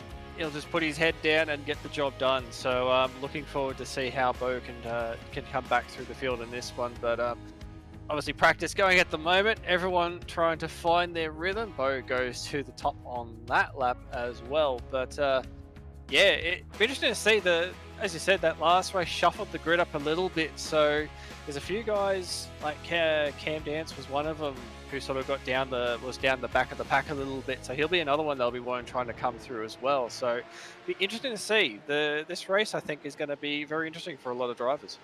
Indeed. We've got plenty of drivers looking for improvements here. And in other news, it seems that Bo Albert has changed his shirt. Maybe that will bring him some luck with his brake pedal. But either way, making his way through Moss, having to navigate a few slow cars there. Kobe Jones, of course, who finished second in race 1, spun down there at the Moss hairpin. Now he's going to be starting second in this final race. But Bo Albert, he's going to be starting all the way down in 20th.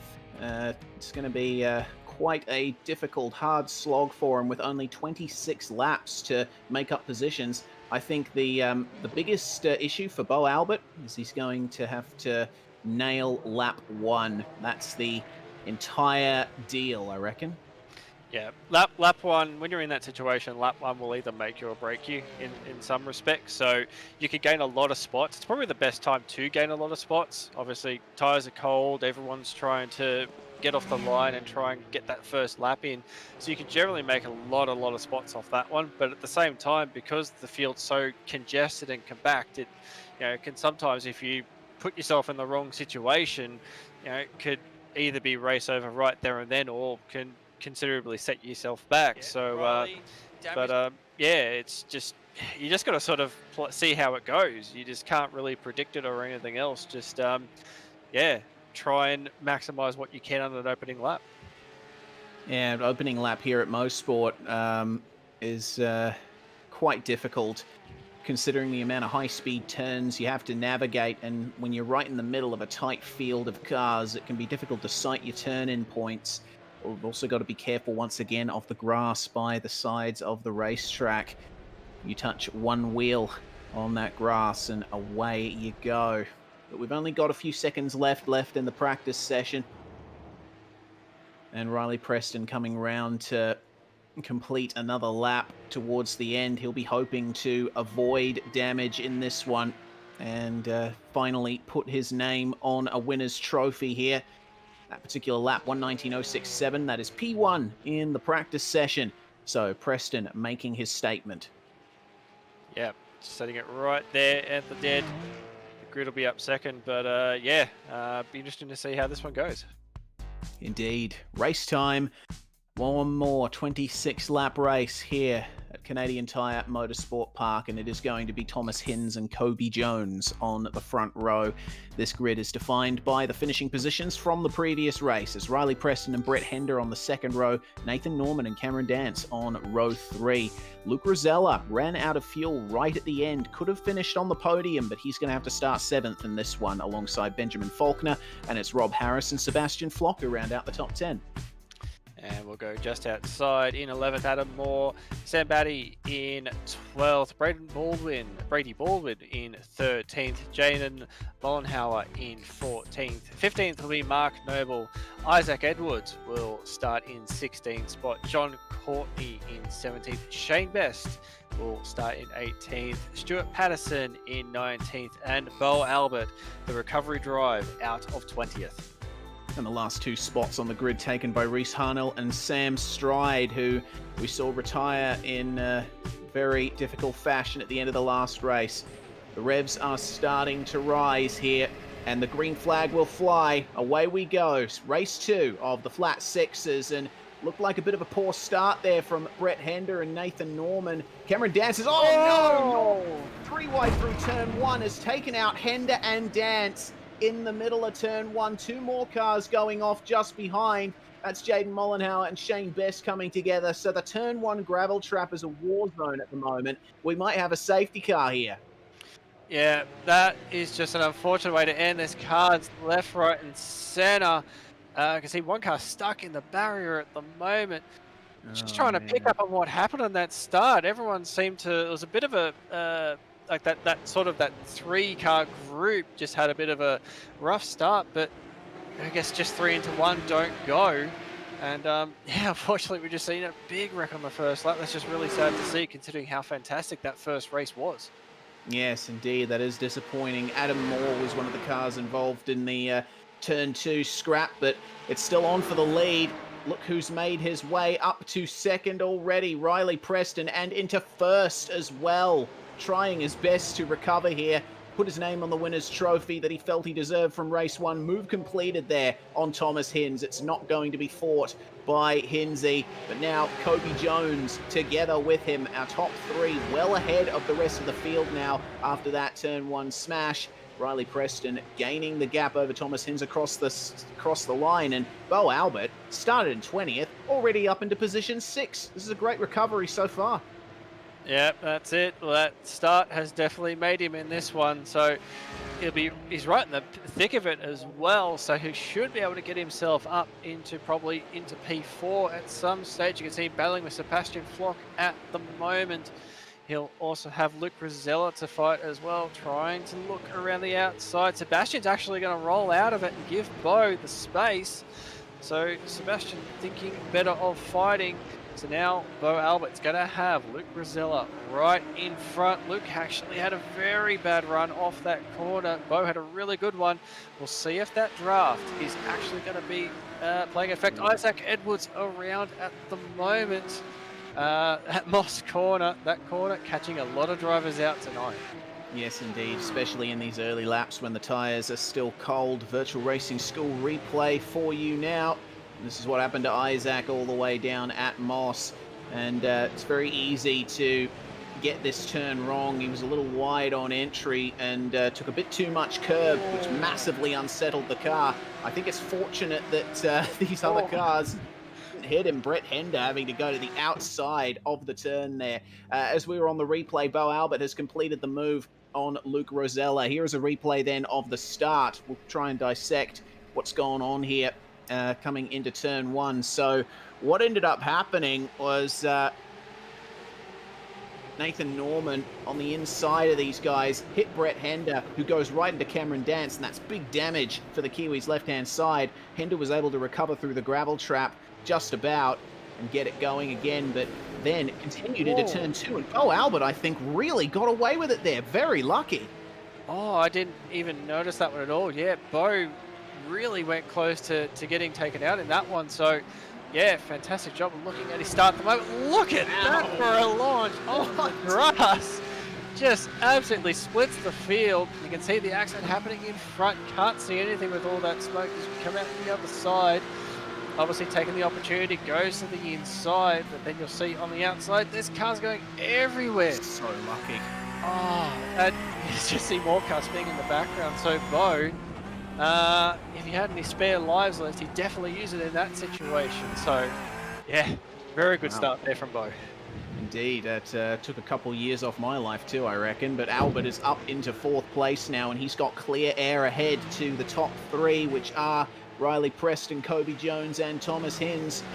Luke Rosella, meanwhile, facing off against quite the fight from Sebastian Flock. Remember, we saw Flock let Bo Albert go sometime before, but oh man, just got a little bit of a wheel into the grass on the exit of the turn there. Rosella also going deep into turn three, and they don't want to run side by side through this section. The track really falls away. They just managed to avoid getting into each other, and Sebastian Flock backs out of it, but Rosella again very deep, as that's a problem there for John Courtney at turn two. We'll get a replay of that one. Yeah, get to that, a virtual racing school replay. John Courtney over the crest at two. Oh, that looks like that's what did it. Just grabbing the curb, there's a little dirt mound on the inside of that corner. Just grab that, unsettled it. Did a fantastic job to keep that off the wall. It's very easy for that one to sort of want to actually turn in and grab the inside wall as opposed to spin out. So he's caught that. Oh, and there's contact with Brett Hender as well. So that's gone from bad to worse. But you can see Brett slowing down at the moment. I think he'll be looking to redress that position. So slowly going away, but yeah, unfortunately, I think that's pretty clear cut to see. Just tagged him in the rear mid corner. So I think good on Brett for realizing that one and redressing it. Yeah, I would agree. Oh my goodness, it looks like Kobe Jones has gone off there at turn two. That's let Bo Albert go, and Luke Rosella has to go wide then to take avoiding action with that one. It's now a three-car battle for fourth place with Jones, Rosella, and Flock there. So that was a mistake from Kobe Jones just on the outside. It looks like he just caught the grass on entry coming over the crest into turn two, and that sent him out into the grass. Jones was actually very lucky not to get into the wall there, but that's another position for Bo Albert.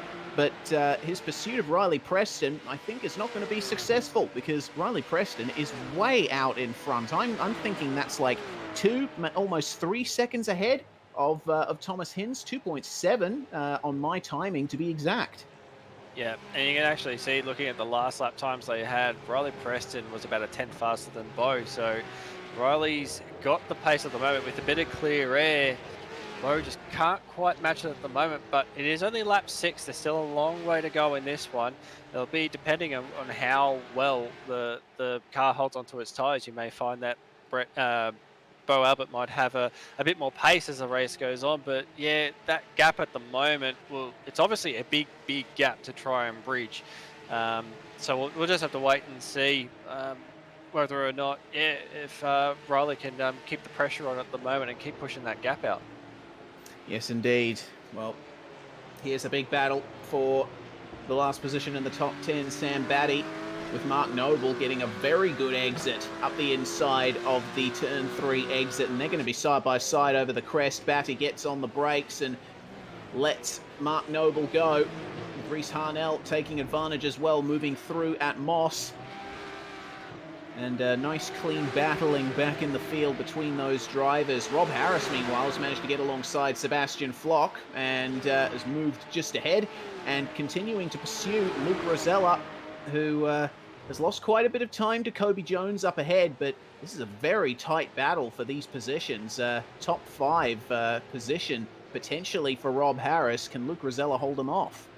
Yeah, Rob doing a fantastic job in this one. When this battle was sort of happening a bit earlier, you could see Rob was just hanging off the back of this group, just sort of having a keep an lookout and see what was going on. But yeah, he's doing a fantastic job at the moment. He's obviously race pace is really good. Sort of mentioned that just before qualifying.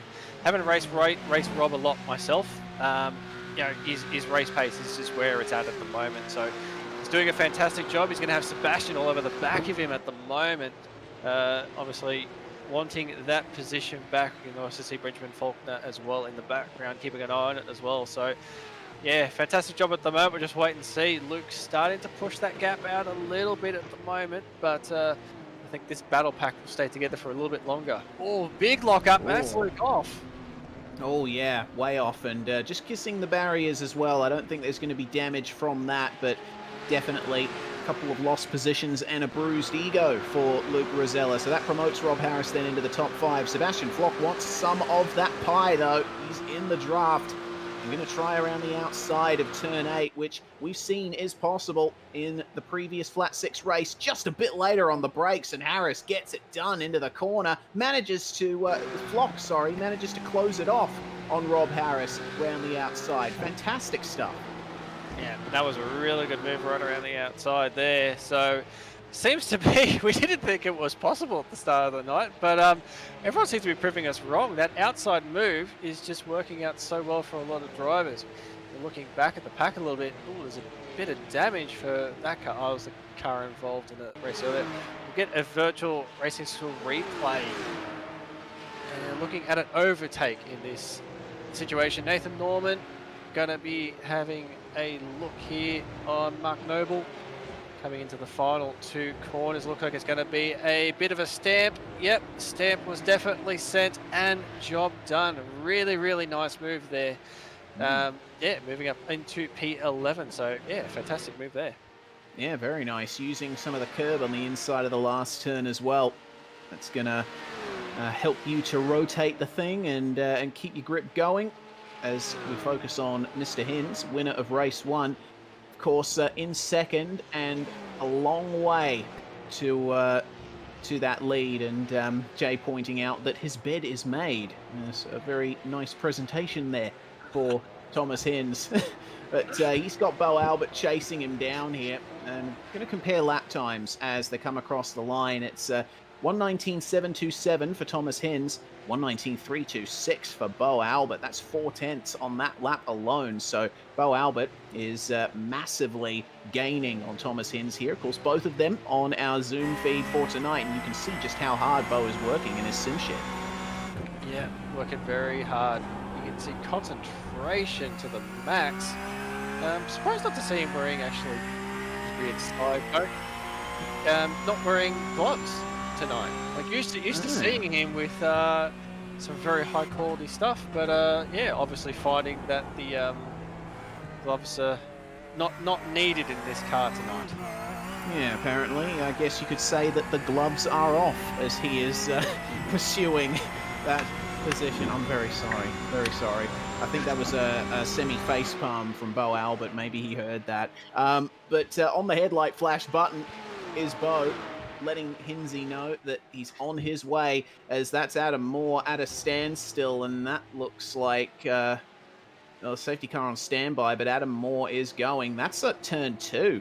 Once again, quite a few drivers have gone off there in this race, and I get the feeling this might be, as we take a look at the VRS replay, him catching the grass up the top. No, actually, it's not. Like avoiding action, because that was... who was that? That's not Noble, is it? John Courtney. John Courtney. My apologies. Shane Bess. There we go. Yeah. Oh, that's a... Yeah, just... Rear just went out on its own. It's had nowhere to go. Unfortunately, committed to the wrong side. Kind of did the right thing. When you see a car spin, you tend to just sort of follow the rear of the car that's spinning. Having a look at a overtake at the moment, you can see Luke Rosella and Sam Stride Oh, And- Rosella ran very wide. Yep, very, very wide indeed. That's going to make that swap very, very easy for Sam, so he'll move up another spot. But interesting, just sort of thinking about it, but we're seeing a lot of drivers having issues in that turn 2 corner. Obviously, the track conditions are very, very different from what we had in the first race. Could be that maybe drivers are having issues trying to readjust, or that the car setups were sort of tuned more for what we had earlier. Yeah, just catching people out maybe. Yeah, maybe. And Bo Albert's slowed up slightly there in the last half of the lap. I thought that he'd be going at a bit more of a pace, but oh, the safety car is out. Yeah, Okay. just noticing Adam Moore, we can see just on screen. Yeah, stuck to the inside of the corner. I think that might be relating to that incident we saw a little bit earlier, but yeah, obviously that car is not going anywhere at the moment. So Well, we just got some word in from our director. He saw, he's watching the Zoom feed. Bo Albert did a fist pump, and our director wondered why, and then the safety car came out. So this has given Bo Albert a massive free kick in his battle with Thomas Hinz and Riley Preston. We do apologise for missing the safety car call. We didn't get a notification that it was coming out, so bit of a surprise there for us. But either way, it's brought the battle for the lead back to life. yeah, definitely. Front 3 going to have a battle home. We're looking at, where we are, lap 11. So we're basically looking at, if my math is correct, about 15 laps. Obviously, safety car will run for a couple of laps, so we'll probably be looking about 13 laps. Cam Dance on his phone once again, not even holding onto the steering wheel. Unsafe. You'd be getting a demerit points with that one if it was on our roads. Thankfully not. But concentrate. You can see the concentration, especially in Thomas and Bo. Obviously, trying to think about what you do with this restart. Don't know how much longer we're going to be under safety car, but what you've got left. Trying to size yourself up, set yourself up for that restart. So plenty of thought going on as we get ready to go green, hopefully very shortly. Yeah, that massive contact that Adam Moore had with Shane Best in turn 2, I think, is terminal damage for his car, because he's rolled to a stop on the exit of turn 3, which is a really big shame, and this is something that has happened to me in the past when I've been racing at Mosport. When you're battling with another car and you come into that turn 2 complex, if the car in front of you has a slide, goes for a spin, they effectively slide and then block the entire track. So really the only thing you can do at that point is jam on the brakes. Adam Moore, of course, figured he could try to go around the outside. And, well, Shane Best, despite getting clattered in the side, is going to come back out onto the circuit. Brett Hender also repairing some damage there from those first turn shenanigans, with Moore still at a stop by the side of the racetrack. Hopefully he can get that thing towed away pretty soon as the field comes on past, and we should be able to go racing again very soon. Yep, hopefully you can see the safety car lights flashing for the moment. Perfect opportunity for those who are a bit further down. Oh, see another car off at the moment. Oh no! Oh, that's odd under safety car. Shane Best again. Yeah, He just come out of the pits too. So yeah. Okay, this is odd. So what's happened to him here? Oh, he's just caught the grass on the outside. Bit of understeer into the turn, and then good old whack to the front right quarter. I have to say, I think there's probably, out of every person who's on iRacing, I have to say at least 90% have it. Everyone's had to at least done that once. You come out of the pits, you just don't quite remember to back off as much, and then all of a sudden, oh no, I'm going out. So you can see the safety car lights are out. Safety car has pulled away from the rest of the field, so we will be looking like we're going green this time by. Indeed we will. So safety car driven by Ben Christensen jumps on into pit lane, and then the start is under control of Riley Preston. Now, when is he going to go is the big question. I would expect him to nail it at the apex of turn 10, maybe start picking up some speed on the entry. There we go.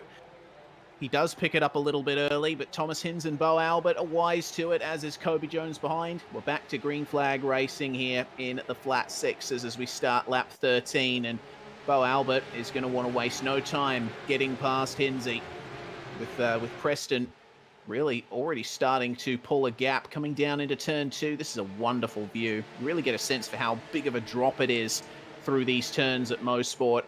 It looks like everyone making it through for the most part, nice and clean, but oh no, as I say that, Stuart Patterson looked like he had some issues there in turn 1.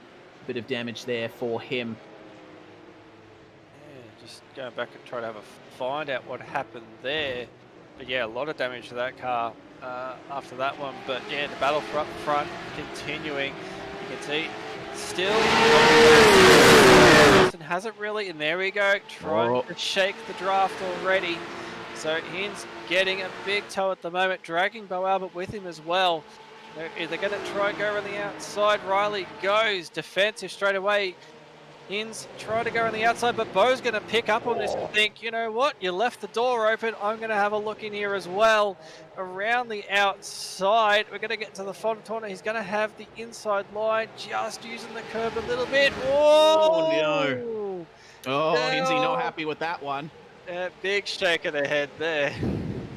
Yeah, probably thought the door was closed a little bit too early. That's some minor damage then for Thomas Hinz, but Bo Albert is now back into second and he can focus on trying to get past Riley Preston. Remember, Bo was the original pole sitter for race 1.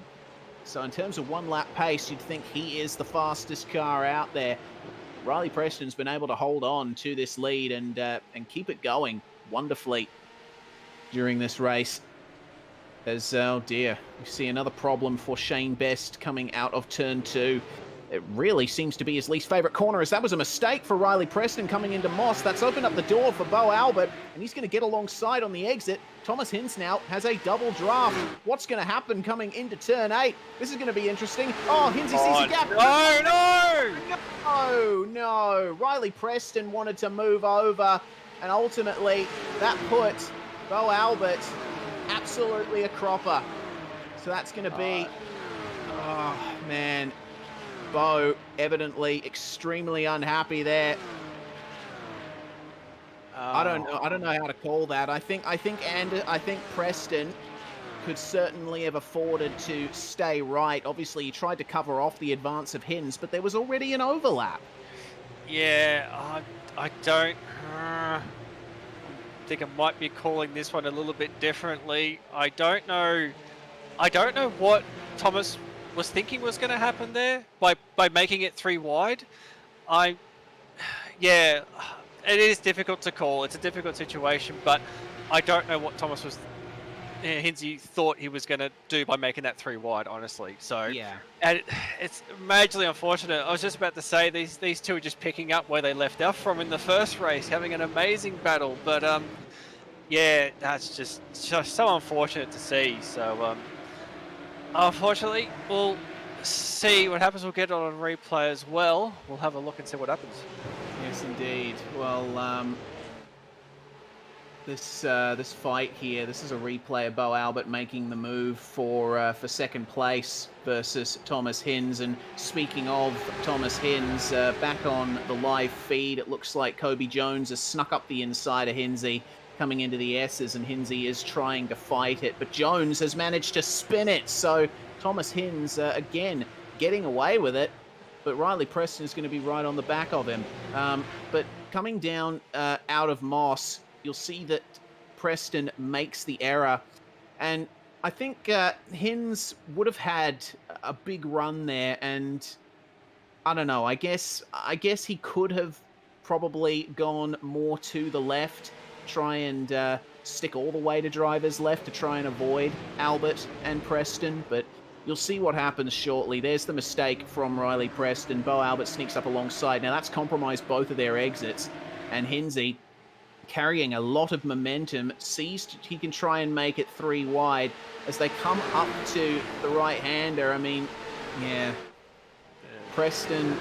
I mean, I I don't know how to call it. At the moment, for me, it's 50-50 between Preston and Hinz. Preston could have afforded to stay more to the driver's left, and Hinzy probably could have afforded to back out of that. But then again, they would have been a massive cork in the bottle for the pack pursuing behind. Who knows how Kobe Jones would have been involved in that?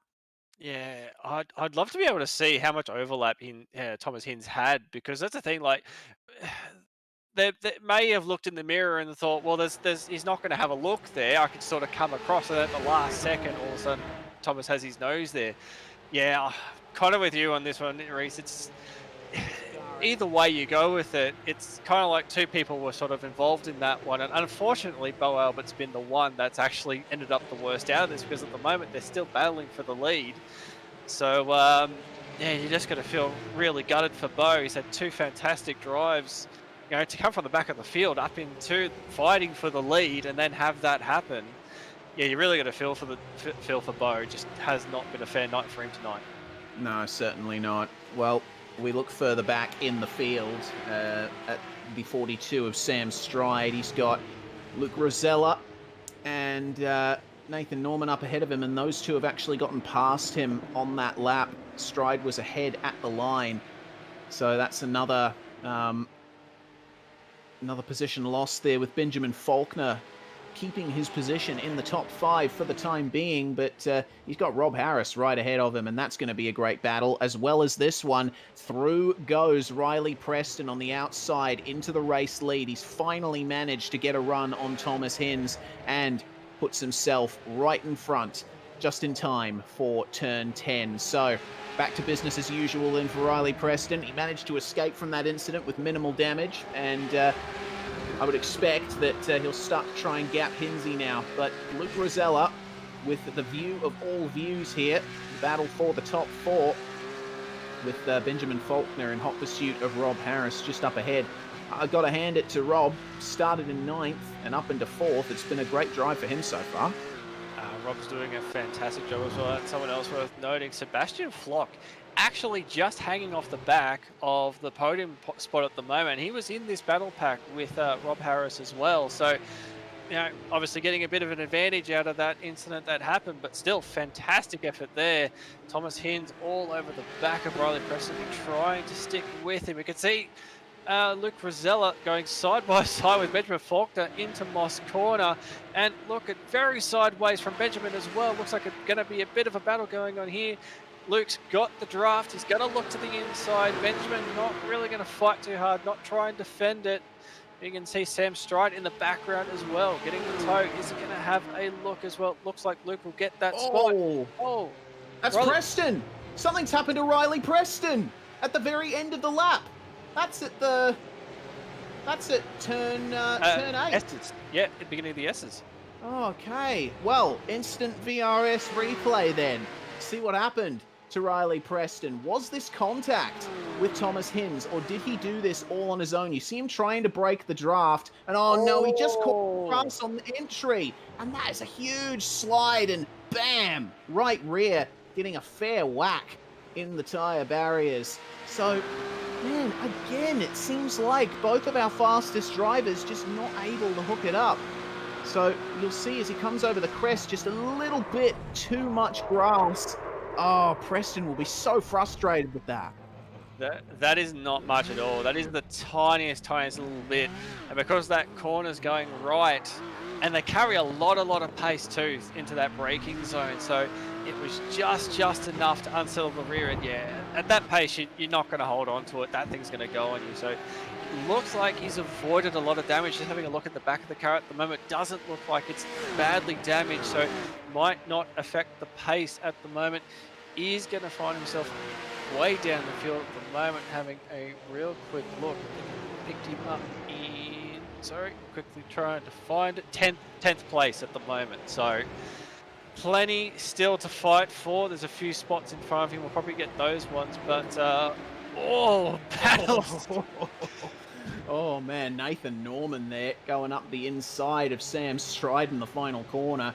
Once again, using that that launch that you get off the final left-hander to get that done. But man, it's been a really odd round of racing here in the flat sixes. There's been a lot of unexpected things happening. Rob Harris now on the podium, and Luke Rosella, who we saw in a podium position in the first race before he obviously ran out of fuel, could have another shot at one. Yeah, this will be fantastic for him. Obviously, Rob doing a fantastic job at the moment, but Luke to be able to sort of get back onto that podium, try and get it back from that last race. Fingers crossed he got the jerry can out and threw a few extra litres in it just to make sure. You could see Rob weaving down the straight, trying to break the draft off and stop that run, heading up into turn 8 into the S's.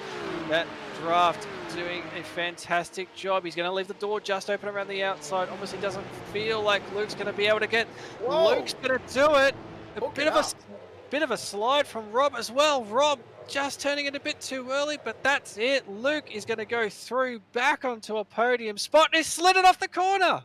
Oh, yeah. And Bo Albert in the wall as well at Moss. There's the spin there for Luke Rosella.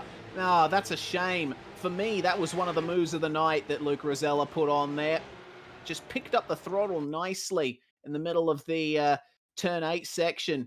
But completing the move does Luke.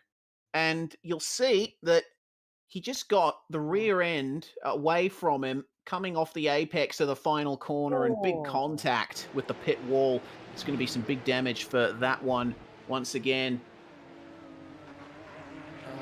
That's just... Man, you said it. We've had a night of ups and downs. Every time something happens, it all of a sudden flips the script upside down. So, yeah, bit of absolute crazy night. I can see another car, Shane Best, off again. Oh, and, a bit of a flick spin it. oh no, it's just crazy night. But you can see there's a little battle pack still going. We had a quick look at Sebastian Flock. Only 0.7 off Thomas Hinn, so still a battle for the lead going on. Be interested to see if Seb will get involved in this one. We'll wait and see. The gap definitely close together. Just look at the last couple of laps. It'll be a 2/10 advantage to Hinsey that last time around. But take it easy here. Oh, up the inside goes Kobe Jones on Luke Rosella. Loses a bit of momentum on the inside and almost gets sucked into the pit wall. That opens the door open for Riley Preston coming into turn 2. And oh no, there's contact, and both of them off and down in positions. I think everyone's just having fatigue get to them here. I mean, Preston had the inside, but it's very difficult to complete a move there into that second turn. And Kobe Jones, I think, stopped. We might see another safety car before this race ends. Yeah, just wait and seeing. No, looks like it be no safety car. Be interesting to see that on replay. I did have a go back and have a quick look. Definitely looked like Preston had the move sorted at that point, but back up to the lead at the moment. This gap is definitely not going anywhere. Here it is, Virtual Racing School replay.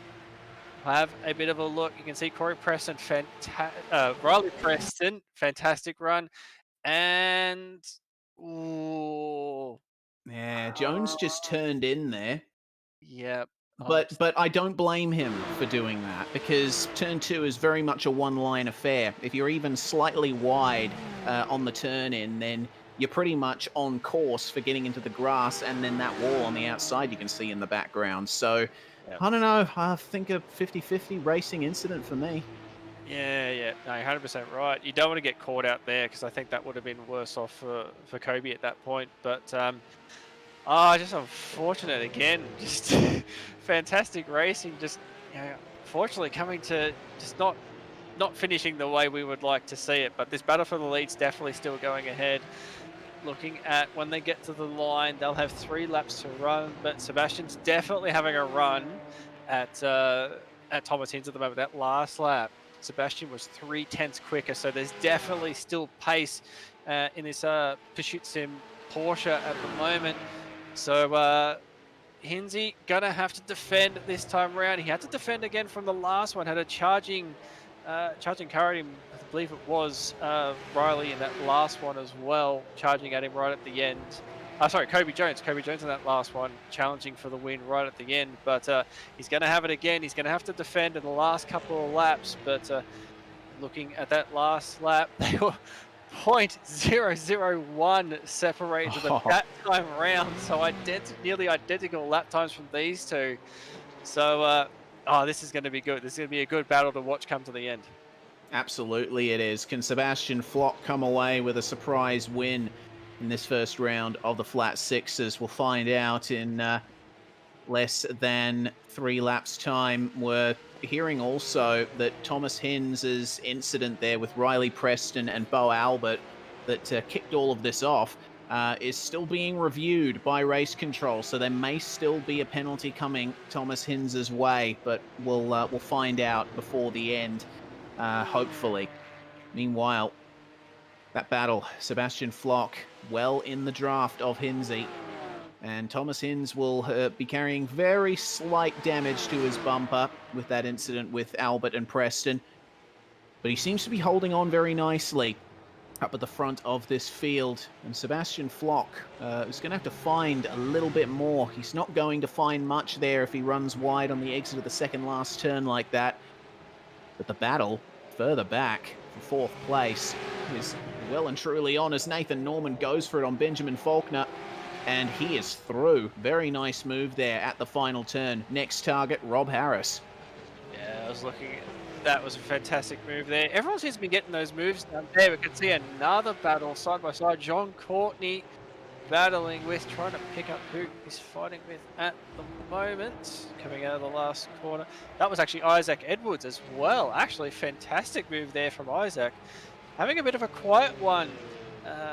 Isaac is in this one. He's been getting a little bit of assistance from another driver in the field to sort of get him up to pace with these Porsches, and it's certainly working out well at the moment, battling just outside the top 10. But yes, this battle for the final podium spot, I reckon Rob would be sitting there thinking, you know what, if you two or you three can keep battling, that'll be fantastic. Let me get away from all of that. But Benjamin Faulkner on the back of Nathan Norman, there's definitely going to be a bit of a draft that's going to be using to his advantage. Sam Stride watching on board at the moment. Nathan goes defensive. Benjamin going to have to try and do it around the outside. Hard on the brakes. They're side by side as they head into the first of the S's. Is he going to be able to keep the nose there? No, Norman will keep that spot for the time being. Indeed he will. The Race on Oars driver is going to have to go for another move at some point, but falling back into the clutches of Sam Stride there, and Norman getting a very brief bit of reprieve from that battle with Benjamin Faulkner. So this is the final lap. Thomas Hins and Sebastian Flock together at the front of the field.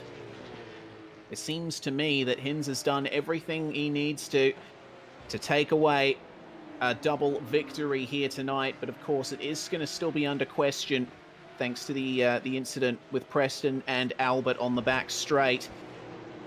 But I don't think you can take much away from Hinsey in terms of overall performance tonight. He's been able to get himself into those competitive positions and benefit from other people's disadvantages. And Sebastian Flock started in 10th place, working his all the way up to 2nd. He's got some great pace there in that Porsche 911, and this is going to be a very sweet podium for Sebastian Flock. For Thomas Hins, though, he sees the checkered flag, and it is P1 once again, but obviously not as happy about it as he was in race 1. Flock coming home in 2nd, and for 3rd place, it is going to be Rob Harris. A fantastic drive for him after starting in 9th place, and Nathan Norman in 4th, and Faulkner completing the top 5 there, holding off Sam Stride. Yeah, fantastic drive. Just you see Brett Handut, Luke Rosella, and Mark Noble. Riley Preston rounding out the top 10. Isaac Edwards coming towards the line. Just mentioning Sam Strode as well. Just had a quick look. Up 16 spots tonight. So definitely a mover through the field. And yeah, so a fantastic drive there. We've got one battle to come to a conclusion by the looks of it. It'll be Cameron Dance.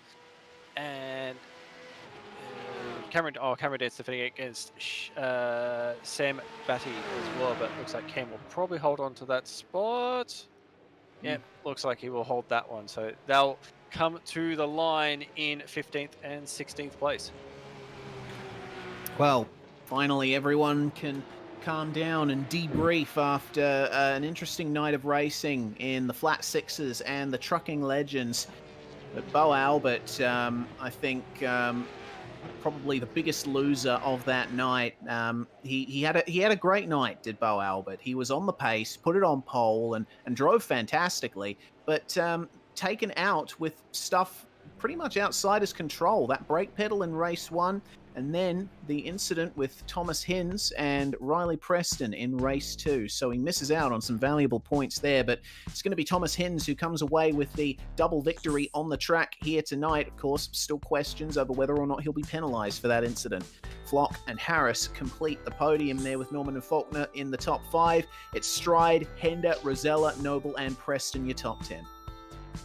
Yeah, we'll move to P11 as we mentioned. Isaac Edwards coming home there. John Courtney in 12th. Stuart Patterson in 13th. Shane Best in 15th. Cameron Dance, another one involved in an incident not of his own making, will come home in 15th. Sam Batty in 16th. Jaden Mollenhauer in 17th. Kobe Jones, what could have been, unfortunately, looks to be a DNF for him. 19th will be Brady Baldwin. And yeah, the hard luck story of the night, Bo Albert in 20th. Indeed, and Reese Harnell and Adam Moore also on the retirements list there. 22 Porsches coming home in this first round of the Flat Sixes. A really fun night of racing nonetheless, and I'm certainly looking forward to the next time the Porsches are going to be around. But as you heard Jay mention earlier, next V8SCOPS round at Sebring, it is going to be the V8 Support Series once again, along with the trucks. So make sure you catch that on the Friday night before round 3 of SCOPS at Sebring. I'm Reese Gardner. It was Simon Mazzomo alongside me in the commentary box. We want to thank RacingSims.co.nz for their support of this series, and a big thanks to the crew at Oceanic Sim Racing for putting this all together. From all of us here at SimSpeed TV, bye for now, but not forever. We'll see you tomorrow for the International Division of the Majors Series, and then Sunday night for V8SCOPS Round 2. Are you spending a lot of time looking for setups and struggling for faster lap times? Are you tired of searching online for answers? Would you like to get setups, analysis and tutorials from some of the best sim racers in the world, like Ralph Alla, Mitchell de Jong, Martin Krunker, Josh Rogers and many more? If so, virtualracingschool.com is the answer you've been looking for. VRS data packs provide hot laps from our professional coaches for you to analyse and replicate. They provide tutorials that walk you through the fastest laps and what the pros did to achieve the best times. And they provide the setups you need to ensure your car is competitive in both oval and road racing. If you're ready to get faster and reach more podiums sooner than later, just go to virtualracingschool.com and sign up for a free account today.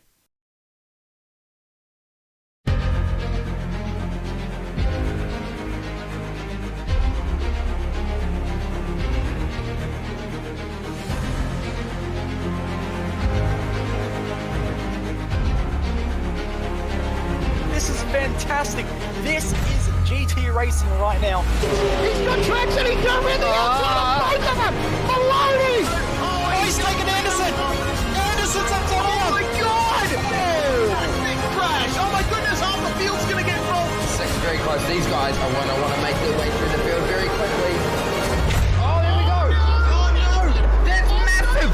This is it! This is over! I can't believe this! Oh my god!